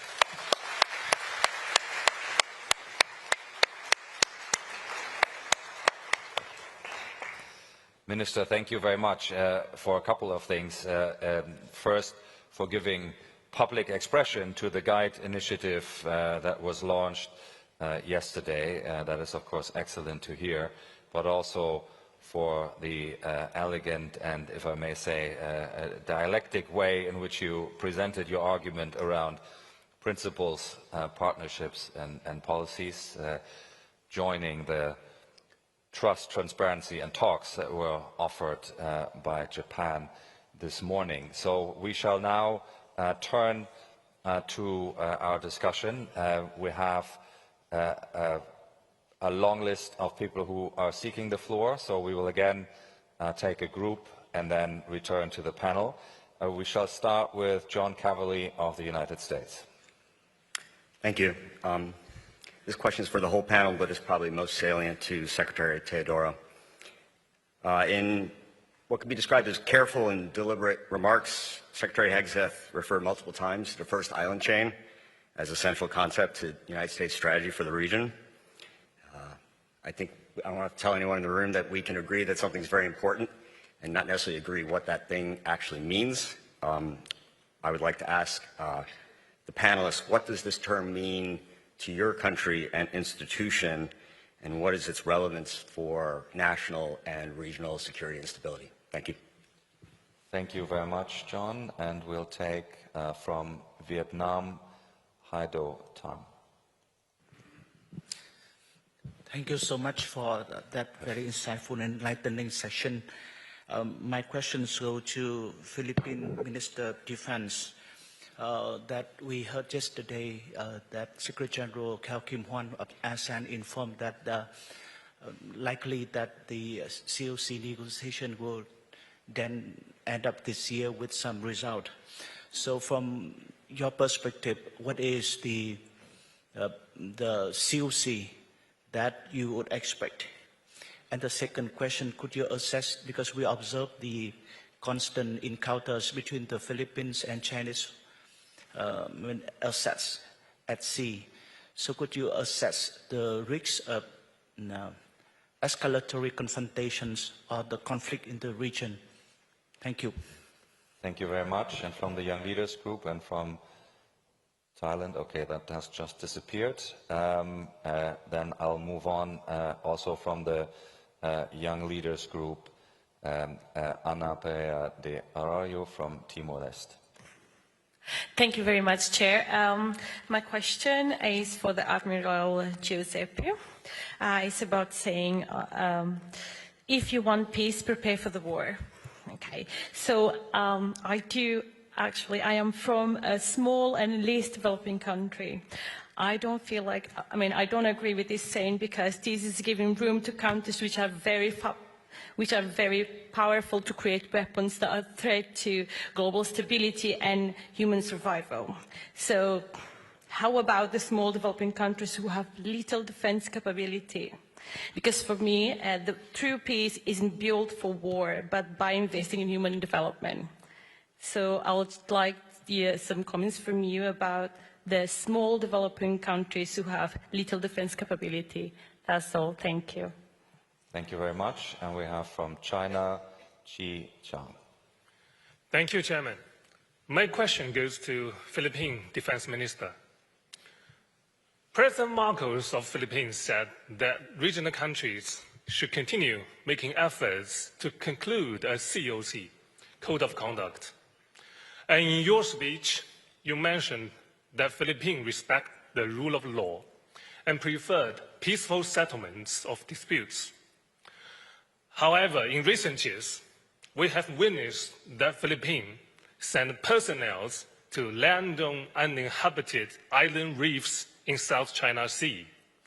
Such action violates the DOC, Declaration of Conduct. How do you explain such contradiction? Thank you. Thank you. From the United States, Lami Kim. Well, thank you. I have a couple of questions. One is for Admiral Cavadragone. What contributions does NATO hopes its I-4 IP4 countries, especially South Korea, will make to European security? And another question is for Secretary Teodoro. There is widespread agreement that an ASEAN Code of Conduct in the South China Sea is highly unlikely to be concluded anytime soon. What are some specific achievable defense objectives for the Philippines this year as ASEAN's chair? Thank you. Thank you very much. And from Laos, Anuluak Kitikon. Good morning. This is a question for Defense Secretary of Philippines and the Singapore Minister of Defense. I ask this in my personal capacity. ASEAN has been known as a peaceful region for a very long time, until recently, with conflict between two ASEAN member states. As Philippines is the ASEAN chair this year and Singapore is next year, if you have one wish and it can be granted, and what would be one thing, one critical thing that as ASEAN chairs you would strengthen ASEAN collective security and conflict management mechanism? Thank you.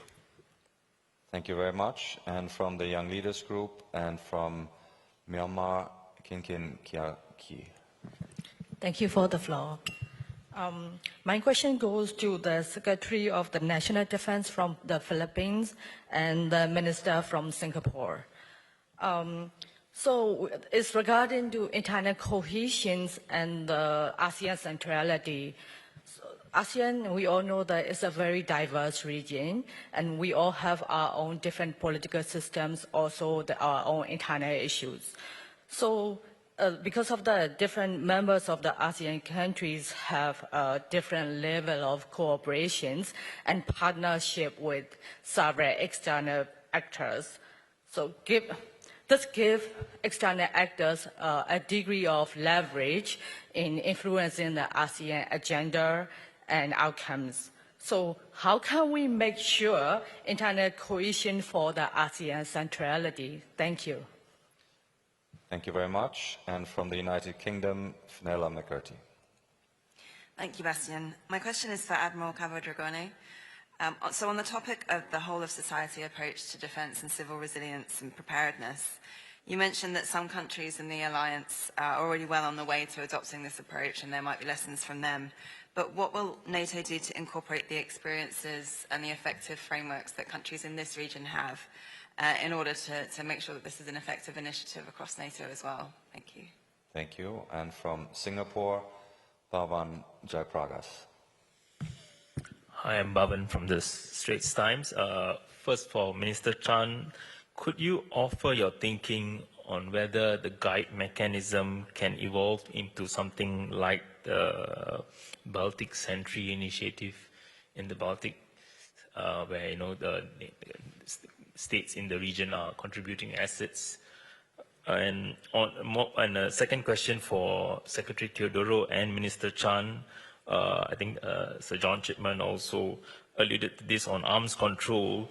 Are small states mere bystanders in watching what could be a new arms race? You've seen the collapse of New START, no signs of strengthening the NPT. So what can small states do? Thank you. Thank you very much. And from Australia, Stephen Jicic. Thank you, Chair. My question's for Secretary Teodoro.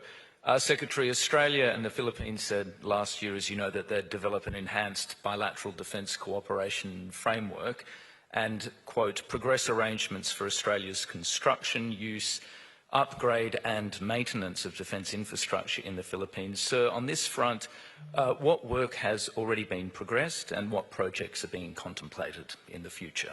Thank you. Thank you very much. I'll take two more and then we shall return to the panel. From Japan, Hiroyuki Akita. Thank you, Chair. My question is about the geopolitical landscape of ASEAN and mainly to Minister Chan. So according to the public poll by Singapore think tank released in April, ASEAN people trust US more than China. But when poll asked if you have to choose US or China, then more than 50% of ASEAN people say they will choose China. And then especially in Singapore and Indonesia and Malaysia, this trend is quite clear. So my question is, what is going on? And how does South China Sea dispute vis-a-vis China plays in this trend? Thank you. Thank you very much. And the last one from France and Lebanon, Emil Hokayan. Thank you very much. Perhaps the most pressing and politically tricky need in terms of security partnership right now is in the very fragmented Middle East. A number of countries have come together to think about what kind of naval force would be needed to secure the Gulf once and if a deal is agreed between Iran and the US. Secretary Hexas yesterday said any deal would be a great deal. But there will be still tricky implications. What are your countries and your alliance requirements to join such a force in terms of mandate, command, regional context? What are you willing and able to contribute to such an effort, given your other important priorities? And finally, what are you telling your Gulf partners about your readiness to contribute to that effort? Thank you. Thank you very much, Emil. So I shall return to the panel now and give every speaker a few minutes to engage with some of these questions. As always, don't feel the need to go into detail on every single one. So we've got a few themes, though. Admiral, I would like to start with you, and then Minister Theodore will come to you, and the host nation will have the final word there. But there were a few questions addressed to you, Admiral. There is that question on what does the first island chain mean to NATO. There's a question on your view on the security of small states who might not have the ability to invest a lot in their military preparedness. The Indo-Pacific partners question, and then your sense, if you could expand a bit on experiencing regional, including regional experience in your concept of whole-of-society resilience. A lot to get through. If you could take 3-4 minutes to grab them. Yeah, thank you. Ready. Okay, go for it. No, the thing is that every single time I got the second question, I forgot the first one, but I got something that it is helping me out here. First island change, I mean, meeting for a regional security relevance. I mean, we are really striving a lot, and this is one of the reasons I'm here, just to understand that now security is no more regional, but it is global. And whatever is happening over here is having relevance in our area, and of course vice versa. I was just giving the example that today we do have from 10,000 to 12,000 North Korean soldiers fighting in Europe. That means something for us, of course. So the regional security relevance is something that I need should be seen on a larger scale because of this kind of osmosis we are going to have on a big picture. And NATO is really striving to have all the nations, which are 32, which is not easy to get everybody, I mean, of course, on the same route, but to forward this kind of message. I go with the small state security, prioritize human development over military preparedness, and also whole of society. They are connected from my point of view. Small state security, I mean, this is why partnership and alliance are made for. We do have smaller state in our alliance, but whenever you got all the community together, whenever you have all the states that are sharing the same values, the same principle, the same fear, the same danger, I mean, it is going to be easier. And I'll tell you what, it is very, very reciprocal. You know better than I, Article 5. I mean, any attack on any inches of the alliance is going to have the reaction of the 32. Small countries can be beneficial, can have advantage of the other one, but they are part of the whole system. And in our organization, every single one of us, even the smaller, I don't want to mention that, but they have a role and they are supposed to do something which is totally interconnected with the whole effort of the alliance. And this is the big issue, having everybody convinced that we don't have any more national boundary, we do have the alliance boundary, and that's the one we are concentrated. And the smaller countries are within that and can be sure that they will be part of the reaction in case we need it. Human development, that's another key issue. Honestly, within the alliance, we have nations that are more prepared, more oriented in this. I mean, let me give you an example of Sweden. They have what they call the total defense. I mean, every single one of them are ready to react in case of crisis or war. Other nations, if you go, and they have a very nice small yellow schedule to do whatever they have to do in any case, I mean, to survive, to react, and on and on and on. If we go with this little booklet in other countries of the alliance, they probably burn us alive, because there is not the widespread mentality that everyone needs to do his own business, because, I mean, defense is not anymore a business of military. I mean, no more. I mean, we need to have everybody on board. I mean, politics, military, civilian people, academia, I mean, institution, everybody is now industry, and I underline that. We need industry as part of the defense, and that's the only way to face the threat today. And it's all of society. On the expectations you might have for partners here from the region and their contributions to European security, like South Korea, and then maybe NATO and the Gulf Naval Force discussion. Two things, right. We are here because partnership is fundamental for us. We are already sharing informations.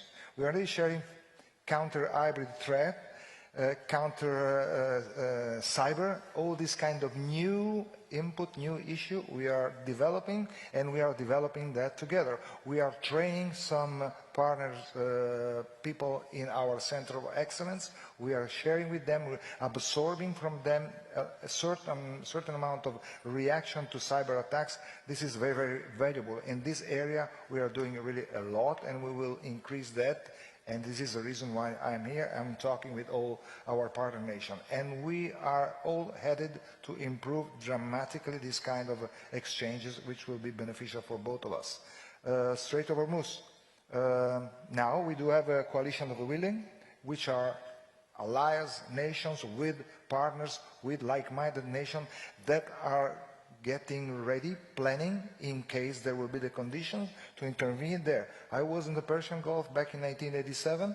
It is just to keep the Gulf open and to clear that from minds. It's a big issue, a good architecture, but I mean the coalition of the willing is working on that. NATO directly doesn't have a role right now, but NATO nations, they do have it. So I'm expecting, we are also, I mean, they are also relocating forces close to the area. So whenever the condition will be met, I mean, I think that they will be able to do their business. Thank you very much. Minister, can I turn to you? Maybe take 4 minutes to work your way through the issues that were put to you.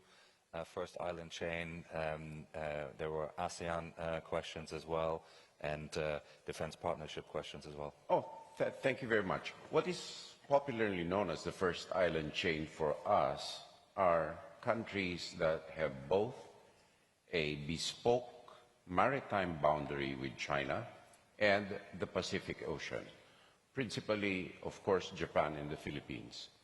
What it means for us, basically, since we pragmatically face a common threat of violations of our territorial and maritime territorial integrity and sovereignty, then we work together to create deterrence, to create closer cooperation, and to provide a cladding for increased economic, social, and cultural cooperation between our peoples within a framework of stability and safeguarding our converged interests, which of course are hostile to the interests of others who are actively promoting their own to the disregard of rights of smaller countries such as Japan and the Philippines. So what it means for us, it is an important convergence fulcrum for us. And on that basis too, on the Philippine side, a lot of defense partnerships have evolved. And we would not have been able to do this if our situation were not based on international law and articulated with transparency, clarity, and credibility. And these partnerships are not, do not result in any objections at all, save for the People's Republic of China. Now, for ASEAN and defense, of course, we would like to see a code of conduct. However, let me step back. Why is there a need for a code of conduct when we have peremptory norms such as UNCLOS, such as the UN Charter? And the code of conduct is a collective code by a group of nations on the one side and with a single actor on the other. So perhaps the problem does not lie within ASEAN. The problem lies with the counterparty to the code of conduct. And because with that counterparty, namely China, the claimant states of ASEAN, 4 claimant states, have different issues.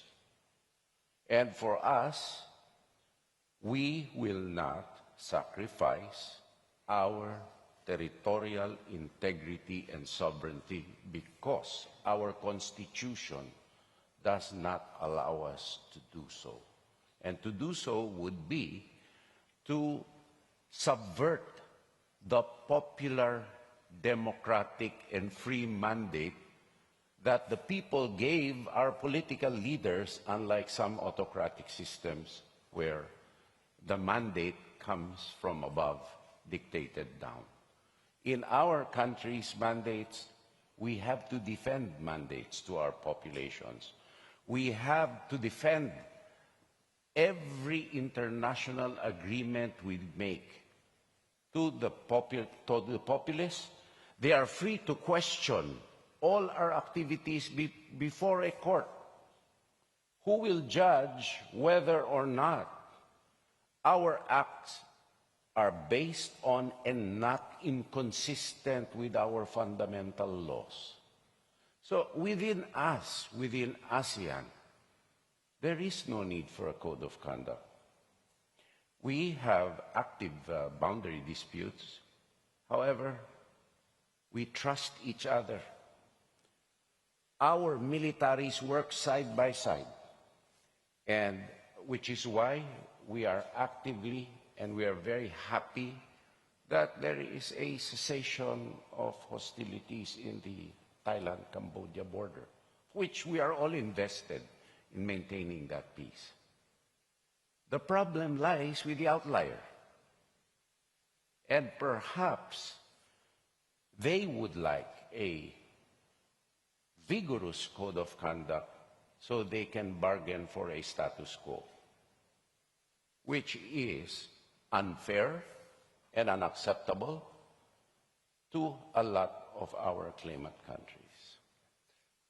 South China Sea activities, sea encounters, once again, we are smaller countries. It would be foolhardy for us to initiate encounters, particularly in areas where we know, because we resort to legal means, we have no right to be in.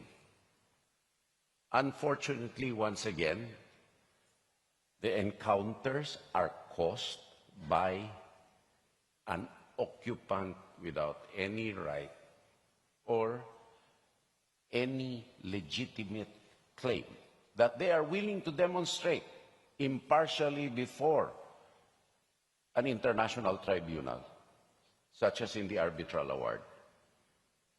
That is the cause. It is not the Philippines or Indonesia or Malaysia or Brunei or Vietnam, for that matter, which is the cause of encounters at sea. Minister, it is China.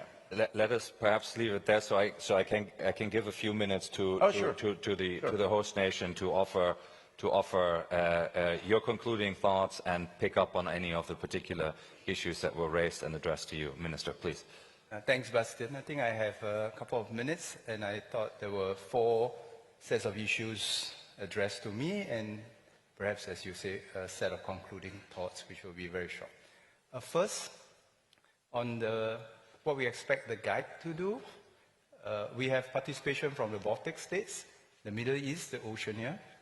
First, I think we need to establish a common understanding of the international laws and norms that should enable freedom of access for the critical infrastructure, and we need to share information of how we can protect them. We need to develop real capabilities in real time of how there might be threats to such systems, and very importantly, as we have seen today, how and when we have apprehended someone who have damaged the critical infrastructure with bad intentions, what can we do? So these are the practical things. How do we establish the norms to allow good things to happen? How do we detect when bad things happen? And finally, how do we take to task the people who do bad things? Second issue, what can Singapore do and contribute to the Gulf? We will always do what we can for 2 reasons. First, to address the immediate challenge, as we have done before with Combined Task Force 151 and 153, but more importantly for us to establish the international norms necessary for us to uphold UNCLOS and the international rule of law. Third question, very good one. What should ASEAN always remember? Just one thing. The competition is not amongst us. The competition is really how we get our act together to compete with the rest of the world and make a positive contribution. The world has enough troubles. If ASEAN just stay out of trouble, we will distinguish ourselves. The last question, what's happening? Pro-US, pro-China? What is ASEAN's position? I hope this is ASEAN's position. We are not pro-US or anti-US. We are not pro-China or anti-China. We are pro-ASEAN.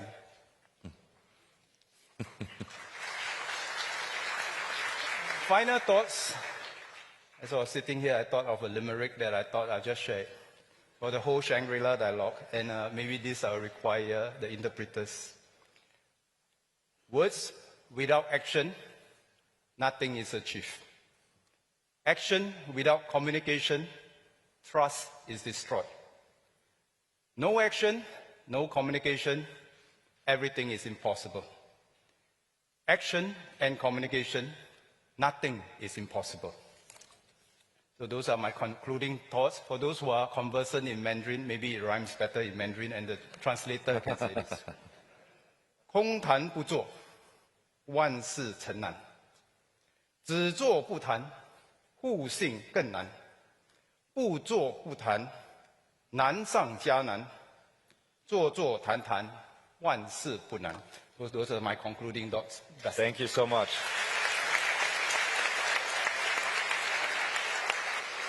Thank you very much for those concluding thoughts, elegantly put. We are now moving to conclude the 23rd Shangri-La dialogue, and the first thing I would, of course, like to do is thank the fantastic ISS staff here at the ISS Asia office and the executive director of that office, Welle Nauens.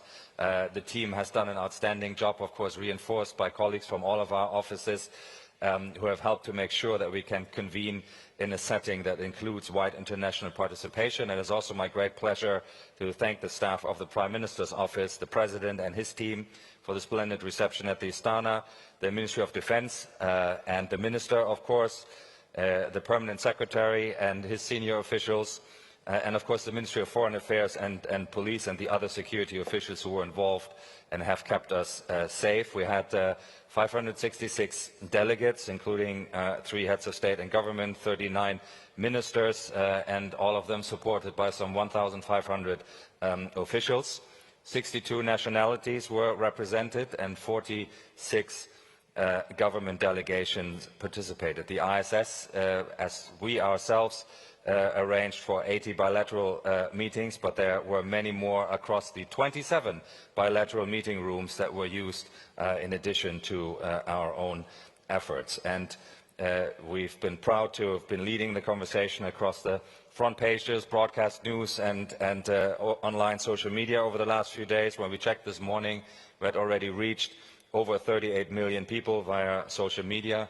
And of course, the attendance of major international news outlets has once again shown the global relevance of this dialogue with media representatives from over 30 countries. As has been suggested, truly effective defense diplomacy isn't always obvious, but let me tell you, about some of the concrete things that have happened and some of the announcements. And of course, among those is the launch of the guiding principles for underwater infrastructure defense exchanges led by Singapore, but also the announcement of the first AUKUS Pillar 2 signature project focused on uncrewed underwater technologies. There was a memorandum of understanding on supply chain resilience among Singapore and Italy and many more. The point I'm trying to make here is, of course, that the ISS Shangri-La dialogue exists exactly for this purpose, to create opportunities for defense cooperation, to find practical solutions for the shared challenges across the region. We have, of course, already begun planning for the 24th Shangri-La dialogue, and I'm looking forward to reconvening here in 2027 on the 28th to the 30th of May, so in a way the same weekend. The idea of the Shangri-La dialogue was born 25 years ago. It is now a fixture in the regional security and defense diplomatic calendar of the Indo-Pacific, and indeed the Shangri-La dialogue can be, in the best possible sense of the word, an action-forcing event for defense diplomacy. And again, in 2026, the many fruitful meetings between delegations and the agreements reached and announced over the course of this weekend are testament to that fact. And I'd like to offer a brief quote on the Shangri-La dialogue and the ISS, and it goes like this. The ISS has no agenda of its own in convening this dialogue, other than to create the best possible environment for engagement, both public and discreet, and to inject useful freshness into the strategic debate. This is not an international relations conference, it's a defense ministers' gathering, where questions of strategy are properly front and center. An important goal everyone here shares. It is to imagine and then create the conditions for strategic stability. End of quote. These are the words of Sir John Chipman, Director General and Chief Executive of the ISS from 1993 to 2023, and ISS Executive Chairman since 2023. Sir John is the quintessential defense diplomat and the intellectual founding father of the Shangri-La dialogue. While he has exciting things planned, Sir John is retiring from the ISS this weekend. And I'd like you all to join me in thanking Sir John for the mighty foundations he has built and the contributions to international security he has made. What a legacy, John. Thank you very much.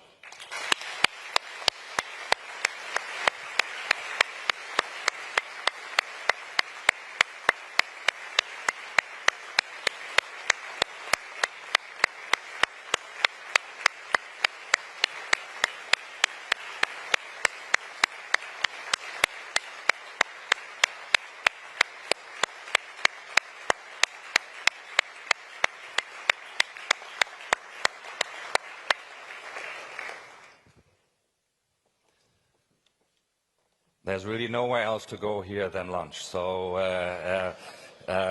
with that, I shall close and invite you now to have lunch. The ministers have a ministerial engagement, and I wish you all a very safe journey home. Thank you very much.